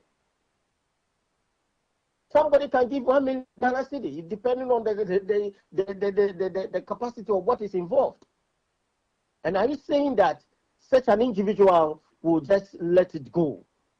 I'm not saying that, I'm not disputing their integrity, but we, the leaders and the minister and those who are involved, should think far and try to use some of this money to able to motivate them, to able to give them package, at least a package that if they do this, if they're able to move to this, their family, all these things will be catered for. Then people will be committed to such a cause. And that is what they have been doing in some countries when some jobs are so risky, they tend to ensure that they are more attractive package for these individuals. So we hope and pray that the NIMOS will do their best, but how sustainable and how lasting is this kind of approach that's going to last? Maybe immediately the government want to stop it, but for me, I think it's not enough. The government approach, the passion that they used in the MPP time, I was thinking that they will use the same passion to fight Galamsey, but it has died out. The passion of telling Nanado to stop Galamsey, to declare nationals, whatever, and they should do this demonstrations here and there on Galamsey. That was the passion that the NDC used to campaign for, that is during the Nanado's time. So we hope and pray that the way they were able to remove the Chief Justice, maybe through procedural means, fine. The way the approach that they use for certain things, I thought, and I was thinking that they could use the same approach, the seriousness that they could use for the Galamsey. But so far, it is not enough. They have not convinced some of us that the passion that they use is the same passion that they are using to fight Galamsey. And you know that most of the party members are involved, and that is why it becomes difficult for them to fight. Up to now, the MP that was involved, we have not heard anything. The MP that was involved, we just heard that he was arrested and given a bail of 150,000 Ghana cedi. You know, and that's how it is. Where some people are being given some kind of, and they are saying that you should not move out from Accra. You know, these things are so damning that you cannot just understand how they are trying to fight Galamsey. The vigor, the punishment, what goes into it. At least those behind the kingpins, as President Mahama said, that they will go after the kingpins. Where are the kingpins? You know, and we saw some party people, the party people are involved. That is the issue. Some of them are involved, and even said by some of their party members. So it becomes difficult for the government to fight. Well, Doc, let me come back some to... of us. I'm sorry that they have not made any strides in this direction. Okay, let me come to Dr. Adomako. 150 million Ghana cedis allocation to NIMOS to fight illegal mining. Is it enough? Is government really intent on winning the fight? Clearly, what the message they are telling us is that they are not taking it serious. How much does it take to prosecute one campaign? Do you know how much it is? It will take you quite a huge amount of money to prosecute. I'm not saying about the investigative aspect of it, but to prosecute one campaign. When he has lawyers he's paying maybe about $1 million for, you understand? So if the whole EPA machinery is struggling today to even take some ordinary cases to court because of their inability to fund, then 150 million is just tells me that they are not taking it serious, and they promised us something not on earth, and now the reality has dawned on the establishment as it is. So I'm only here to tell Ghanaians that to prosecute one campaign, you need quite a lot of money to do that. And if we are serious about Galamsey, restoring some of the lands, reclaiming some of the lands, making it responsible mining, and I cry again because we've lost very important lives.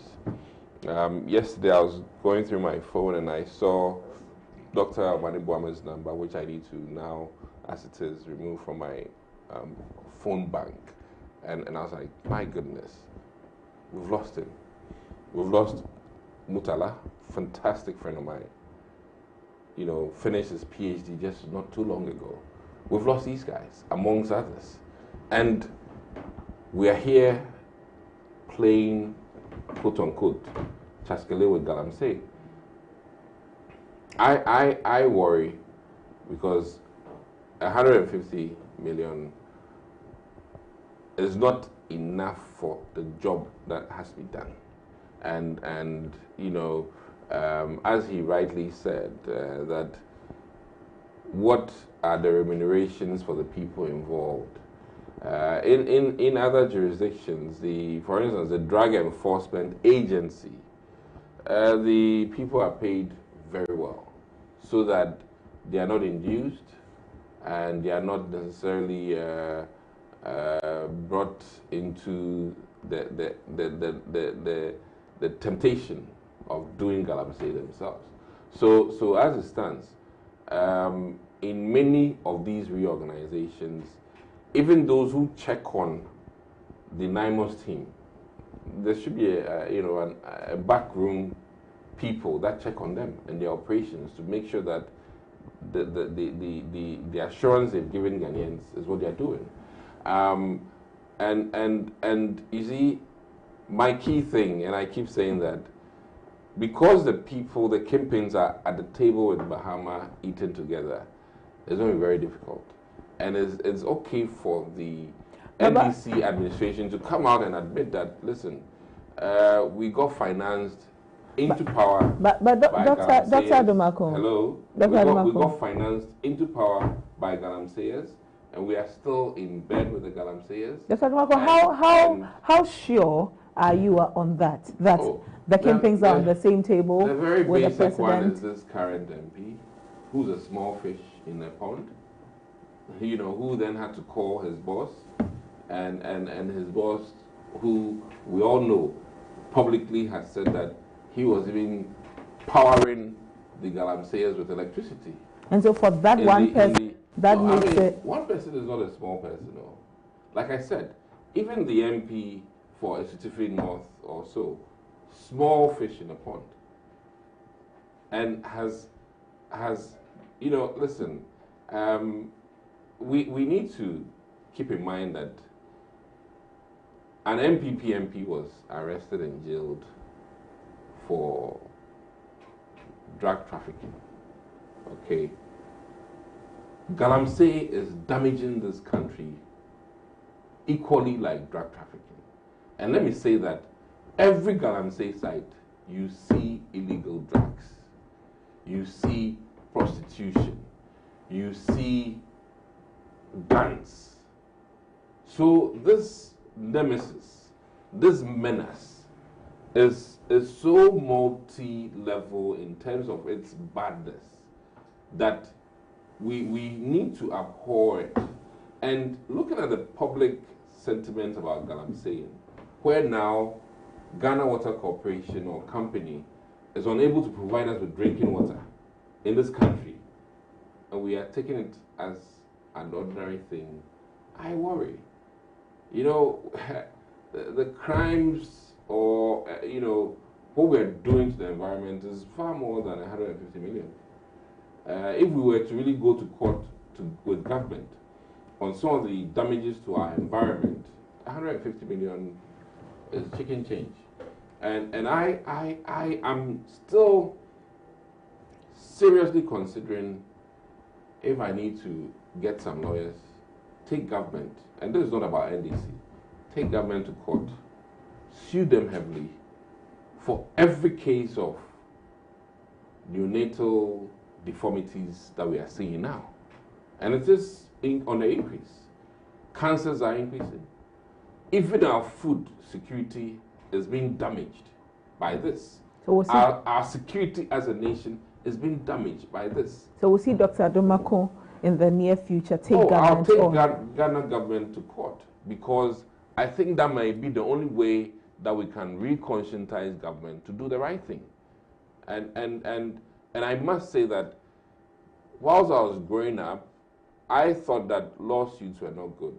But I think the total sum of lawsuits have helped people do the right thing. And I'm becoming more of a paternalistic in my thinking, in the sense that government jokes with us too much. And maybe for government to take the citizenry serious. And let me say this, we need to mature beyond demonstrations in this country. Take government to court. And our judges in this country need to embolden the ordinary citizens to be able to file suits against government. And that is the only way that we can get government to do the right thing. Listen, how do you provide forms for 60,000 people when you know there's only 4,000 you'll be taking? So that quantum of money, you couldn't even provide water at Elwa. Water. Calculate 60,000 times, even let's use 100 Ghana. Do you know how much that is? How much would have water been? Water. And we take our people for a ride too much. People's rights are trampled. And we've been trampling on people's rights to the extent that now, through this, we trampled on people who were just coming to get a job. And listen, I mean, we need to get some things right. Elsewhere, they come and beg you to join the army. Elsewhere, they come and beg you to join the police. I understand that joblessness in this country has made people, I mean, on my way here, I got 2 calls. Oh, I want to join. People are not deterred by the fact that this mishap happened. They are even more still interested. We have a problem. And I think that my thing is that if it is good for anybody in Germany, it should be good for anybody in Ghana. That's my thing. Because we live on one earth. It just happens to be that our timelines might be different. But we live on one earth. And if they've been able to do it, we have to be able to do it. You know, as somebody said, you are in pain during delivery in this country. And even in your death, too, they don't take good care of you. Go and look at the budget for Arlington Cemetery. It's far more than 150 million. the budget for the dying and the dead on a yearly basis for a cemetery. So you are not impressed with the 150 Listen, million this budget you're using for? in totality, let me tell you, is a lazy man's budget. Forgive me. It's a lazy man's budget. Okay. Well, we are on not that, getting anywhere with this budget.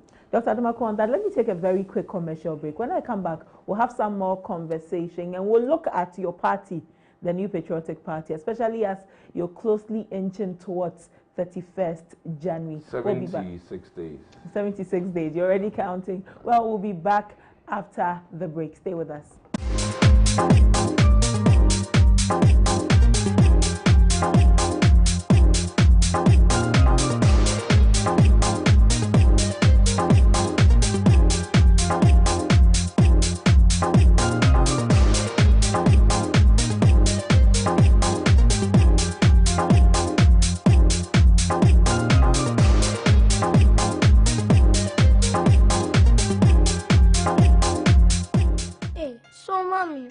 To do my wade jollof. Oh, Kwame. You know our secret, right? Yeah. Yes, me. I've got it. Now add your Chino jollof mix. The perfect blend of tomatoes, pepper, and fine herbs and spices to ensure a consistent taste every time. And there you have it, your original Ghana jollof. Jollof Soko. Jollof Soko. Tasty nie.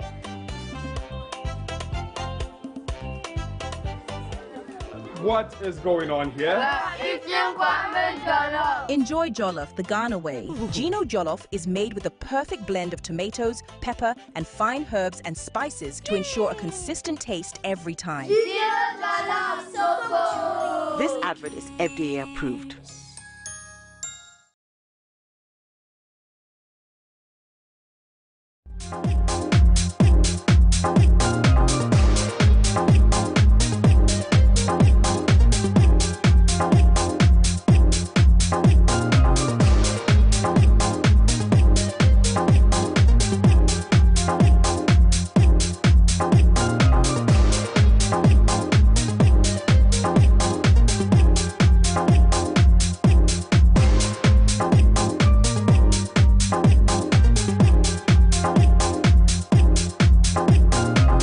Thank you for staying with us. You're still watching ABC in the morning, live on ABC News GH. Now let's switch the conversation just a little bit to the presidential primaries of the New Patriotic Party. It's been heated right from the beginning, and the embers do not look like they are dying out. And it's 76 days to January 31. NPP says that on 31st January 2026, they will determine for themselves who becomes the leader into the 2028 elections, who becomes the face of the party. Will it be Dr. Mahmoud Bawumia? Will it be Kennedy Ejapong? Will it be Dr. Brian Echampo? Will it be Dr. Educhum? Will it be Kwabena Ejapong? The NPP has really some men, but which man is going to emerge the best man for the party? Dr. Dixon Adomako Kisi belongs to Dr. Brian Echampon's camp. He's been very vocal about Dr. Brian Echampo being the best man for the NPP. But indeed, is he? Well, let me recommend that moving forward, always just stick to the order in terms of how the vetting selection went, so that people will not say that, hey, you are biased in one way or the other. Let me start off, admittedly, that I'm happy to see that there are contenders. It's very good. And in fact, any of them is worth the sort, okay? But the key question is that we are in a deficit of close to 2 million votes. That is factual. Nothing can be done about the facts. 2 million deficit. And we can go into all the details of how governance, and by that I mean how our government conducted itself and why we lost. There's also a candidature aspect which we cannot discount. And forgive me to say that in many elections is the flag bearer that pulls the other candidates. So the flag bearer gets a higher vote, and then all the members of parliament eat into the euphoria about the flag bearer. In as much as we had all kinds of issues. This time, our total numbers for the MPs were more than for our flag bearer. And let me stick with Greater Accra.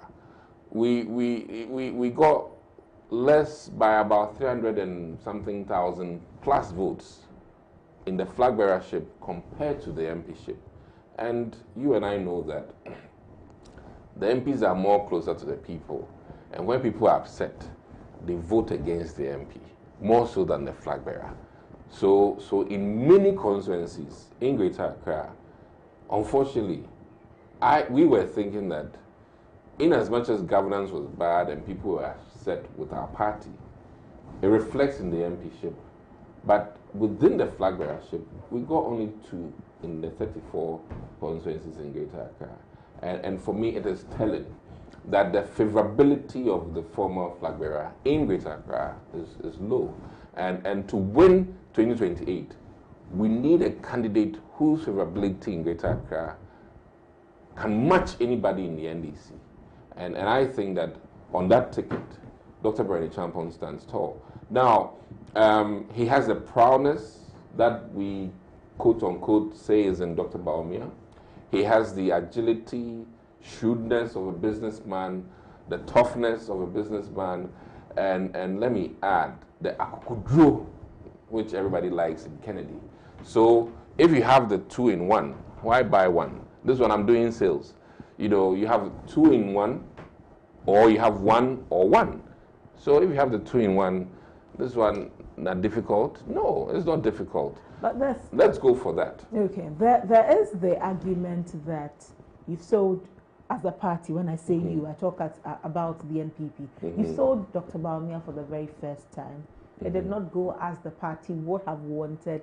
Why not bring him back again? The man was sold once, and they realized that it is not just your prowess or academic achievement that wins power. So Liman was put aside. There was a colossal figure in the NDC, Haruna Idrisu, very powerful. The party moved him aside as leader so that they could win power. And if it so happens that the MPP must, as it is, put one person aside so that we can win power, why not? When we win power, today Haruna Idrisu is Minister of Education because they got power. So I beg to differ in the sense that your candidature should be such that it arouses more people to come and vote for us.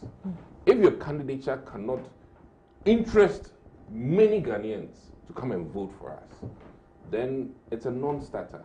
So if your engine, your battery is run out and you need to jump-start your car, you go for a fresh battery. And the fresh battery is Dr. Bernie Champon. Okay. He'll energize the base. He'll get more youth to vote for us. And mind you, it's the youth that really matter in the next election. Not the Nkonso, forgive me. You know, what I mean by that is that the Ghanaian population now is more youthful. And we can relate to somebody who, quote unquote, is youthful, has a flair, speaks the pidgin, speaks multiple languages, is fluent, and is likable. And I think that, listen, to make our work much easier, let's take Dr. Bernie Champon, 2-in-1 package, okay? And then there are, quote unquote, issues with the other candidates that reduces our fortunes. So why not present somebody who can increase our fortunes? And that is a very important thing. If you are selling a bad product 20 times, whilst it's a good product, the good product will come and kick you out. It doesn't matter how many years you've sold the bad product. So I'm telling Ghanaians that, listen, it's a very straightforward thing.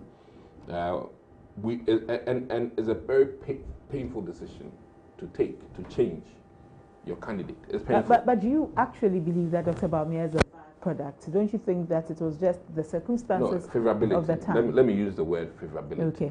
But couldn't it be the circumstance of the time that caused what happened? That is why I told you that based on the circumstances of the time, you should have shined. the party's issues, you should have outshined the party's issues. But here's the case that, and people can argue different from me. I think that after getting 88 seats, when your flag bearer got 120, we'll clap and say that, let's go again. But the party got 88 seats, and then the flag bearer got 77, which means that he's trailing behind the party. Your favorability is in your ticket. The MP's favorability is in the party. So in as much as the party performed so bad, our results was 88. And the flag bearership, who was supposed to lift us to a higher ground, was rather trailing behind by 10 seats. And, you know, never before have we had 0 in many constituencies in terms of winning seats. Savannah, 0. Upper East, Upper West, 0. But in those, you know, in those areas, under Nana, we got some. But in those areas, it's been established that certain comments, certain agitations also caused that. But I mean, away from Dr. Bamia, since we are talking about your candidate, Dr. Brian Champong. Yeah, fantastic. 76 days to the program. Yeah. We're not hearing his name as much in the conversation. Oh, he is in the conversation. Whose name? Dr. Brian Champong. Oh, he is really? in the conversation, but you go on social media and... The battle is not on social media, trust me. Okay. The kind of delegates we have, some of them have not even looked at Twitter before. Neither have they looked at Facebook. So you're saying that what is happening with 2 of the candidates really does not in any way influence... We are not controversial, so we'll not be in the news. Okay. We are preaching unity. You know, unfortunately, Ghanaians like drama. So the news is capturing the 2 parties that are doing dramatic things. We are focused on uniting the base so that we can win the general election. Okay. And for that reason, you won't see us dozing or duking and throwing stones on the pitch. We need the pitch for the general election. Okay, so how are you also taking advantage of those who are throwing the stones on the pitch? No, our message is that, listen, and Dr. Brian Champong has been very categorical that, listen, we who follow him should watch how we talk. We don't have the likes of the Abronians within our circles. You know, we don't have the likes. He won't last a day under the leadership of Dr. Brian Champong. And I think that, in addition, because of his military background, he's so much focused on reorganization and discipline. And he's promised that the way people talk about the party and of people in high places within the party, if we give him the chance, the next day, people will start talking, you know, as they should. Respectful. People give audience to who it's due, merit-based work and scientific, and not falsification of data, okay? And I think that he will take us back to the true MPP culture. And that has been lost on us. Which is? He is a revival. The true MPP culture allowed for varying minds to talk. And then we weigh it all and then take a decision based on knowledge, based on data, based on what is right for the people, not just a few people. And I've said categorically that, listen, some of the MPs we approached said that, listen, we have a commitment to the former flag bearer, even though what you're saying is so right. And I think that life is not about commitment to an individual. It should be commitment to the party. So if you are committed to one candidate and the candidate is going to take us to the ditch, you still remain committed, that is not leadership. True leadership is taking a bold decision that, listen, I love you as a daughter or a son or as an uncle, but my passion and my knowledge tells me that this is the direction we need to go. And for that reason, I'm sorry, we'll go in this direction. But to just follow because you are committed to somebody, that has led us to where we are. But do you think there's a herd mentality within the party at the moment, the NPP? Well, crowd wisdom is not always right. Okay. That much I can tell you. Crowd wisdom. That's why I started off in this studio saying that I'm a contrarian. And contrarians we do the counterintuitive that can improve on lives. You know, interestingly, many men who used science to change the lives of the world were prosecuted during their time. Go and check. Archimedes, the likes of Pascal, all of these people who were pushing the frontier were prosecuted. Even Martin Luther King, who wanted people to just read storybook, or shall I say the Bible, he was prosecuted for just saying that people should have access to knowledge. So it won't be surprising, okay, that the herd mentality in the party may lead us into the wrong direction. But I want to always stand on the right side of history. My convictions and knowledge guide me, not my emotions, and not my commitment to people. Supposing that your commitment was to people and that they said the world was flat, and somebody has used science to prove to you that the world is round, it's spherical, and you say that I'm committed to so and so, so the world should remain flat. That is doing your party and the people a disservice. So I'm begging those who will vote that let's look for someone whose favorability can improve our fortunes. Any political party, as Kufuor rightly said, is made to help us win power, okay, to be at the seat and the helm of affairs of governance. And I have come to that conviction that the MPP party, though we have our challenges, is the best party suited for Ghana's Yedie, Ghana's Ekainko. So in that sense, the voters should do the right thing. Let's get a candidate whose favorability in Greater Accra and other places are very good, so that it would improve our chances. And on that note, let me quite frankly say that, listen, we all have where we belong. Even Dr. Brene Champon belonged somewhere. But after the results came in, and he realized that, no, the various results that they got in government, which told us that the favorability of Dr. Baumia was not good, had played out. And shall we continue to let it play out? No. Okay.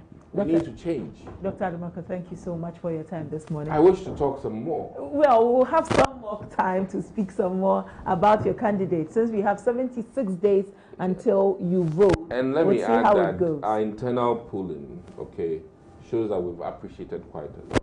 Okay. And we'll wait for other external people to also come in. How much has it appreciated to? I said a lot. And let me add. Let me add categorically that okay, as it stands now, you can't mention any of the three without us. So where do you stand within that top three? I'll leave it for the next polling. Yeah. Well, we'll look forward to that, and then we'll look forward to speaking with the Brene Champon camp. Adani Aprapre. Adani Aprapre. Wonderful. Dr. Dixon Adomaku-Kisi is the former MP for the people of Anya Sotom, and he is a very strong member of the Brene Champon camp. Earlier, we had joining us Dr. Samuel Efri, a political scientist at the Kumasi Technical University. That's all for our main discussion this morning on ABC in the Morning. We'll take a quick break. When we return, we'll bring you more on the show. Please don't go anywhere. Stay with us.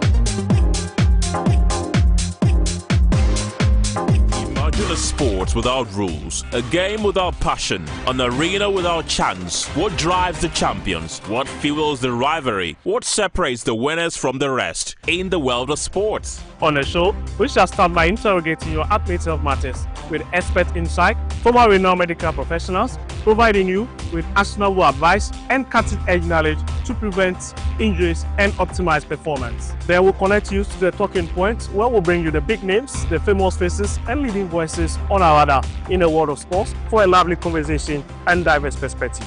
Eugene Soti, your chief data guy on the talking points. On the African Tracker, I'll break down the performance of your favorite African players abroad, scrutinizing every detail and exploring the nuances and rules governing the game. Meet us in your area for Area Take as we plug into sports perspective and hear your thoughts on every play of the game. On Ghana Focus, we shall spotlight our domestic leagues and heroes of other sporting disciplines. I'm James Makion, your go-to expert for everything local. I'll review the fixtures from the locker room to the pitch and from the management to the fans. I've got you covered. Oh la la! Don't miss out on the double excitement. It's a fun pack, pulsating and complete wrap of everything in sports, from boxing to football, tennis, NBA and more. Sports World on ABC with Victor and the team as every Wednesday from 7 to 8 p.m. Sports World on ABC. Sports beyond borders.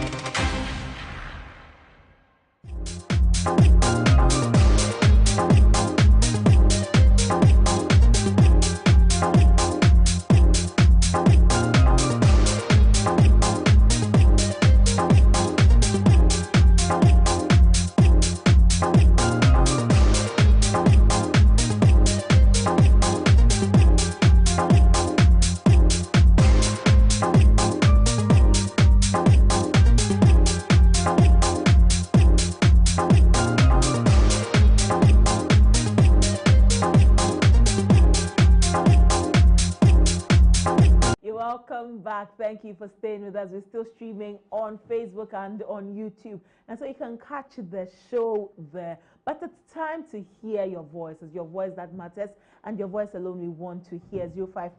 053-916-1609. 053-916-1609. Share your thoughts with us on all of our conversations for today. The budget that was read.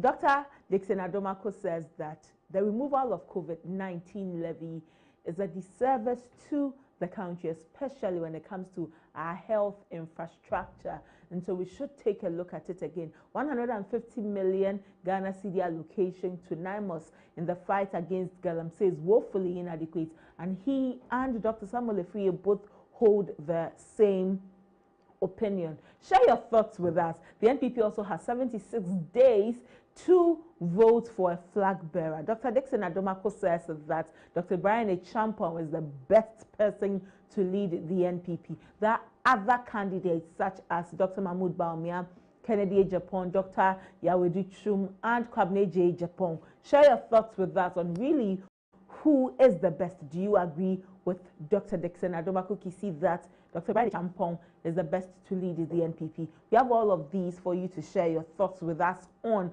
053-916-1609.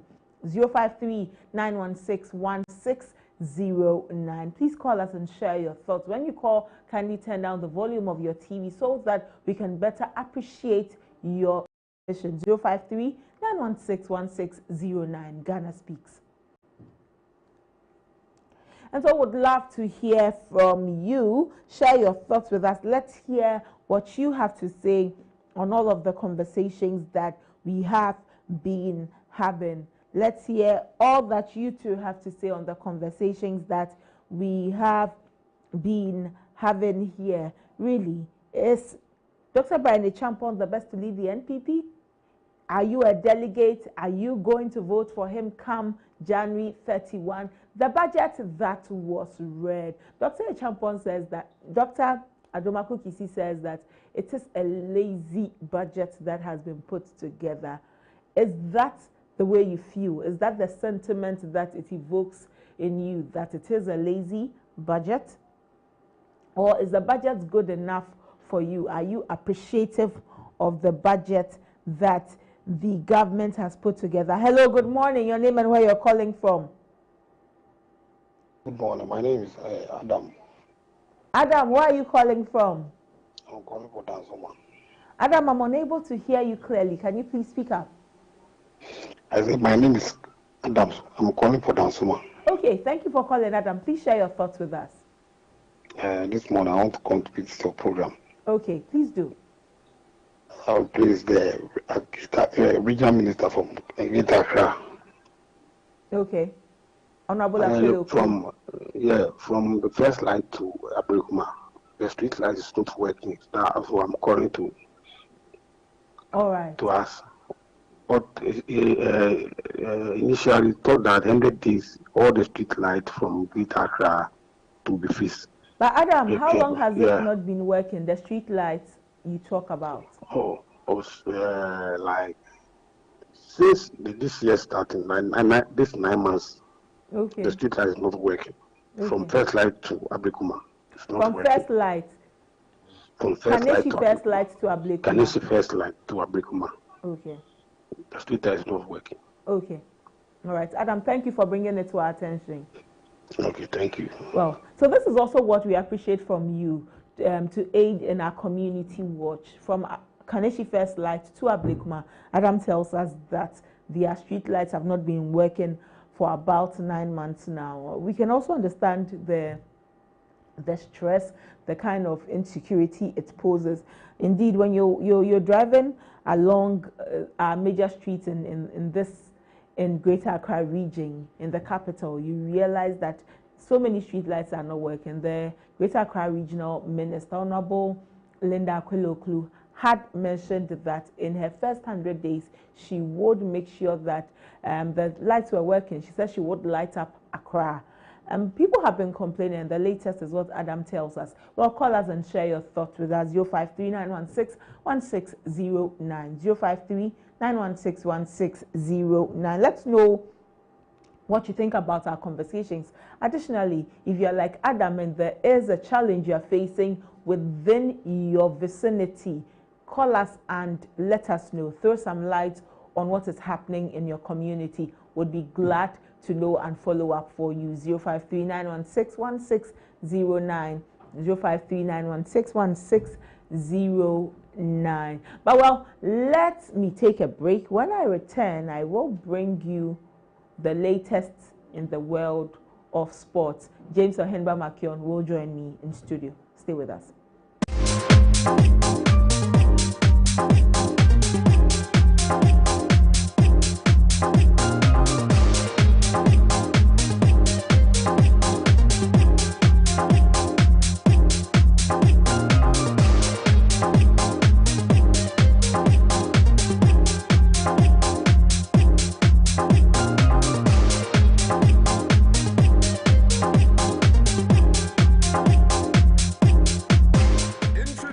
Betway's Bet Influencer, a groundbreaking feature where you can make money by just sharing codes. He just needs to share his codes and make money.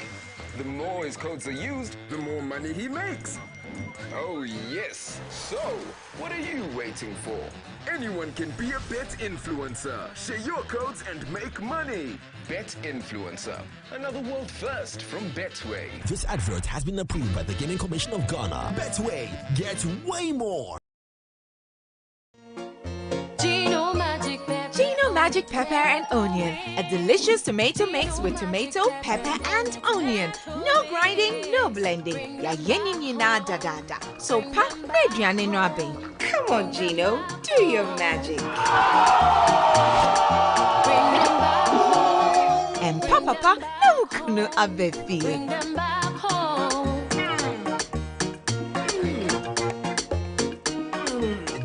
Tasty magic.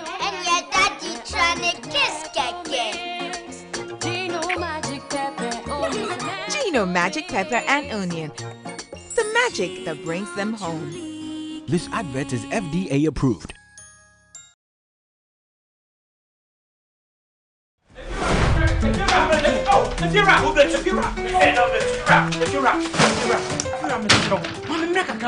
Right back with the beer open.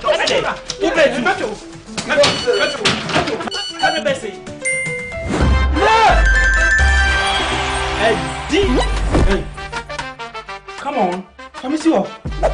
Where this guy?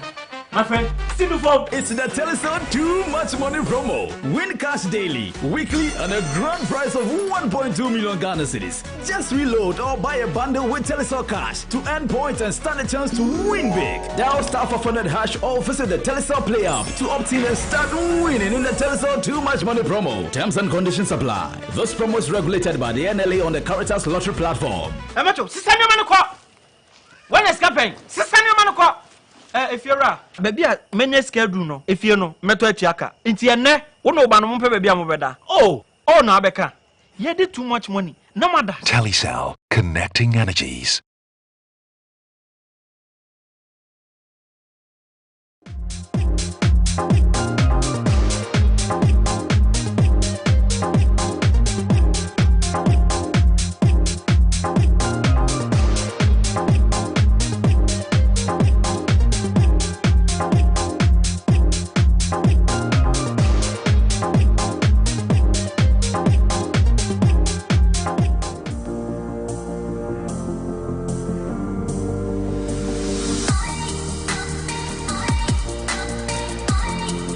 You're welcome back. Now we have for you the latest in the world of sports. It's been a beautiful weekend. Some people have cried, some people have laughed, some people have been trolled.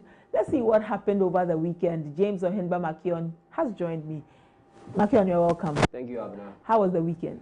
It was a great sporting weekend. Yeah, I expected that. A great sporting one, yeah, for us. Nigeria won't be at the World Cup.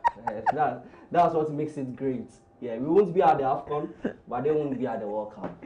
So that's what makes it great.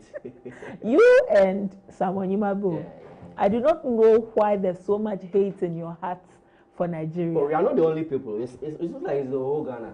But for me, I said Nigeria had the quality, so they will qualify. But you were not looking forward to them qualifying. Yeah, what happened yesterday shows that football is a very tricky game. What happened? When it counts, you need to take up your chances. But before you go to the playoffs, let's start from home, Black Stars. So the Black Stars of Ghana are currently in South Korea. Though tomorrow they'll play a friendly game against South Korea as part of their preparations for the World Cup. But let me bring you some updates. Francis Abu, who got that injury. I'm very worried. Yeah. I'm very worried. So someone said it reminds them of Jerry Akamenko. Yeah.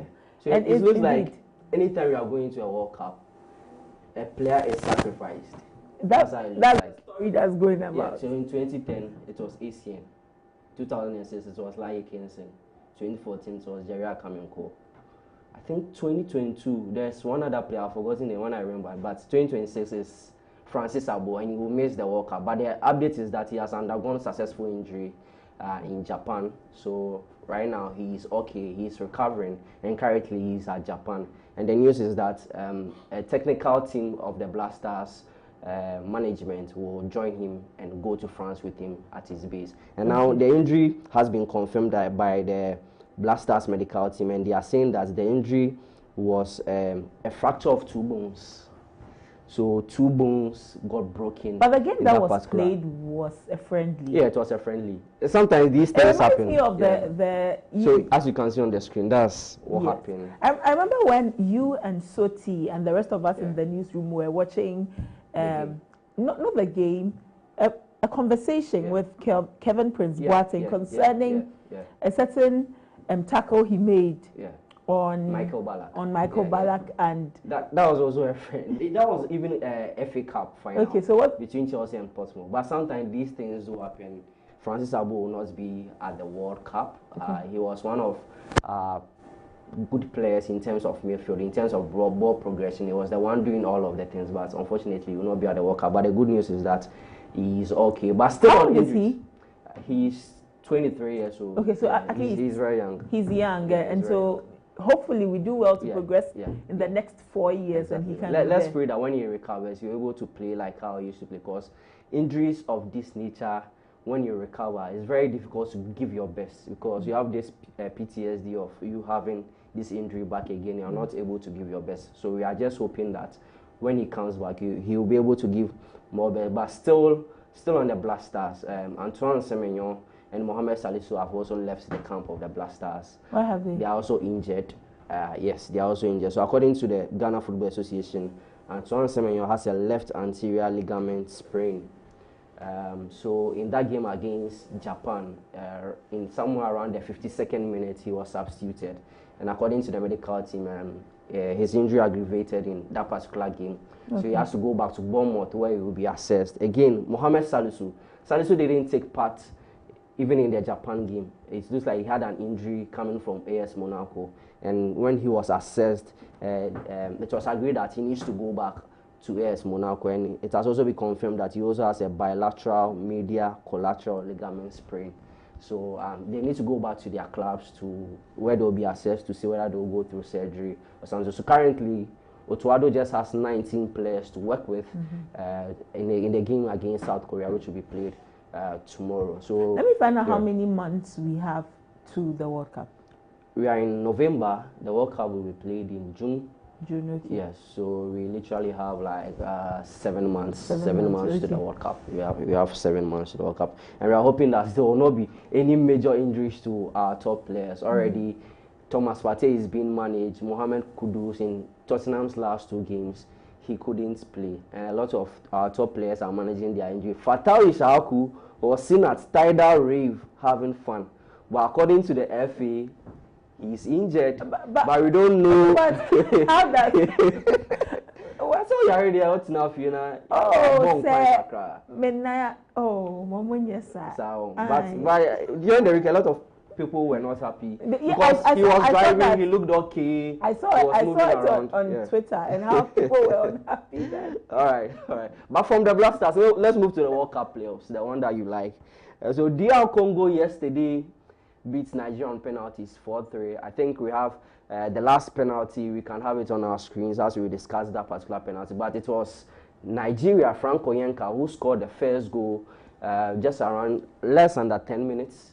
Then DR Congo also equalized. So the game had to be dragged to penalties, extra time then penalties. Then DR Congo won that game by 4-3. Nigeria missing that penalty in there. Then Chancellor Mbemba, the captain, who sent them through to the final, also sent them through to the World Cup playoffs. So as you can currently see on your screen, this is how Nigeria were beaten by DR Congo, and they qualified to the Inter-Confederation playoffs that will take place somewhere around next year. So this is how the DR Congo we have DR Congo representing Africa. Yeah, so already there is Bolivia, there is New Caledonia, and we are waiting for other countries from the Oceania region and also 2 others from the CONCACAF regions to join. How does it look for DR Congo? Because I know you had mentioned that Gabon had played their hearts out.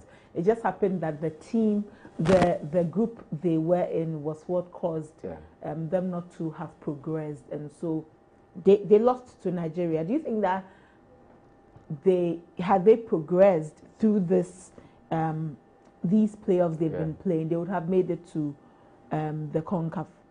You're talking about the Inter-Confederation. Are you talking about Nigeria or DR Congo? No, first, Gabon. Let's assume Gabon had beaten them because you had strong hopes for them. Do you think Gabon would have done well compared to DRC that is now going to represent us? I think DRC would do well down Gabon. DRC, they have the quality. They don't look like your best African team or your powerhouse African team. But if you look at the players that they have a lot of players neutralizing for them. Aaron Wan-Bissaka of Manchester, formerly of Manchester United, now with West Ham, has neutralized for them. There's Twanzimbe, former Manchester United player. There's this Newcastle player, I've forgotten his name. He just moved. Yeah, Wan-Bissaka also has joined them. So they have this crop of players who have neutralized from France and from other French-speaking countries who are currently playing for them. So they have that quality in there. And I think that in the intercontinental playoffs, the only country that might hurt their chances of qualifying to the World Cup is Bolivia. I think Bolivia is one of those South American countries who play very well. Already there's Panama. I don't think the quality of Panama can be compared to DRC, and also that of New Caledonia can also be compared to DRC. I think DRC has a good chance of qualifying. Then we can also understand why Nigeria is so upset. Exactly, because if they are qualified, their chances of going to the World Cup will be very high. But now let's move on to Eric Shell, who is the head coach for Nigeria. Now, this morning on the news, Khadija did mention that, or the coach did mention that, he said DR Congo won that game because of juju or voodoo. Now, it was a question that was asked. If you can have that video on the screen where he was fighting with one of the DRC technical team members. Yeah, one of the DRC technical team members. You have it on the screen, but let's... Why does he think? So, there is a video trending on X where, before the last penalty kick, Eric Shell was trying to throw a water bottle at one of the DLC. So as you can have it on your screen. So this is before the last penalty kick. Okay. He was trying to fight one of the DLC technical team members or a player. So this was the time the last penalty kick was being about played. And now when he was asking the presser that, why was he trying to beat someone? He said he saw one of the DRC technical team members doing voodoo, sprinkling something. So that was what caused That's what triggered him. Exactly. Okay. And let's listen to what he had to say when he was asked that question.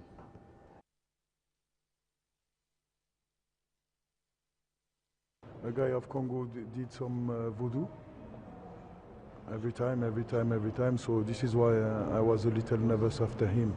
Yeah, something like that. You know, with the I don't know if it's a water or something like that. You know, so during all the penalty session, a guy of Congo did some voodoo. Every time. So this is why I was a little nervous after him. Yeah, something like that. You know, with the I don't know if it's a water or something like that, you know. So during all the penalty session, a guy of Congo did some voodoo. So Abena, that was Eric Shell speaking that he's a disappointed man. Victor Osimhen will not be at the next World Cup, but Benjamin Asare will be in the next World Cup. He will go ahead before Victor Osimhen. There's nothing wrong with this. There is something. By the time he will be at the next World Cup, he will be around 31 or 32 years. But let's move on to. And Benjamin Asare would have been how old? Oh, he is going to the World Cup. It's okay, a fact. It's a fact that Asare went to the World Cup before Victor Osimhen. So it's a fact. So let's move on to the Ghana Premier League. And one big game that happened over the weekend in the Ghana Premier League was Asante Kotoko versus Aduana Stars. Now, prior to this game, Aduana Stars had never beaten Asante Kotoko. And yes, they didn't beat them this time around, but it was a 1-1 game. So those are the results on your screen. As you can see, Asante Kotoko beat Aduana. They drew 1-1. They shared the points. Bechem United beat FC Samatex by 2-0. House of Lions beat Young Apostles 2-0. BBN Go Stars, the league defenders, beat Karela United by a goal. Brekum Chelsea 1-1 against Nations FC. Basake Holy Stars drew 2-2 with Vision Football Club, whilst Dreams FC also beat Oho United. Then 11 Wonders lost 2-1 to Mediama Sporting Club. Let's have the table on our screen and let's see how the teams are faring so far. So Mediama Sporting Club are on top of the league log with 21 points. If you go down, we have 11 Wonders, Basake Holy Stars, and Swedro Obla. So that's it for the Ghana Premier League. But let's quickly do the European qualifiers so far. Okay. Croatia have qualified to the World Cup. Portugal has also qualified to the World Cup. They beat Armenia by 9-1. Interestingly, Italy, for the third time in a run, will not also be at the World Cup. Norway. What's happening with? Well, we'll have that. Norway beat them by 4-1. Israel also won 4-1. Serbia beat Latvia by 2-1. England had a 100% record. They didn't concede. They won all their games by beating Albania. But before we end this, let me tell our audience that this afternoon at 2:30, we are bringing a new show, the sports team. It's called The Replay, where we review all the weekend matches. So if you want all the explanations about the World Cup qualifiers, the European qualifiers, the record that is being broken, today at 2:30 p.m. Eugene Oferisoti will meet me on The Replay, where we will do all the review of the games. So Abena, that's all for sports. I am looking forward to The Replay. And so 2:30, let's all converge on ABC News GH and enjoy it. But that's how we end the show today. Thank you so much for joining us. We started the week on a great note. And like I told you when we began, please prioritize your happiness. Kindly prioritize your happiness today and throughout the week. Thank you to the production and technical team for putting together today's show. We are most grateful. Thank you to Aula Sewa, Executive Director for Eco-Conscious Citizens, Dr. Samuel Lefree, a political scientist at Kumasi Technical University, Dr. Dixon Adumako Kisi, former MP Anyaso Otom, and a member of the Brian A. Champon campaign team, for joining us today for our conversations. Thank you. We'll bring you the midday news at 12 p.m. I am ABENA MANTE. I wish you the very best of your day. Enjoy.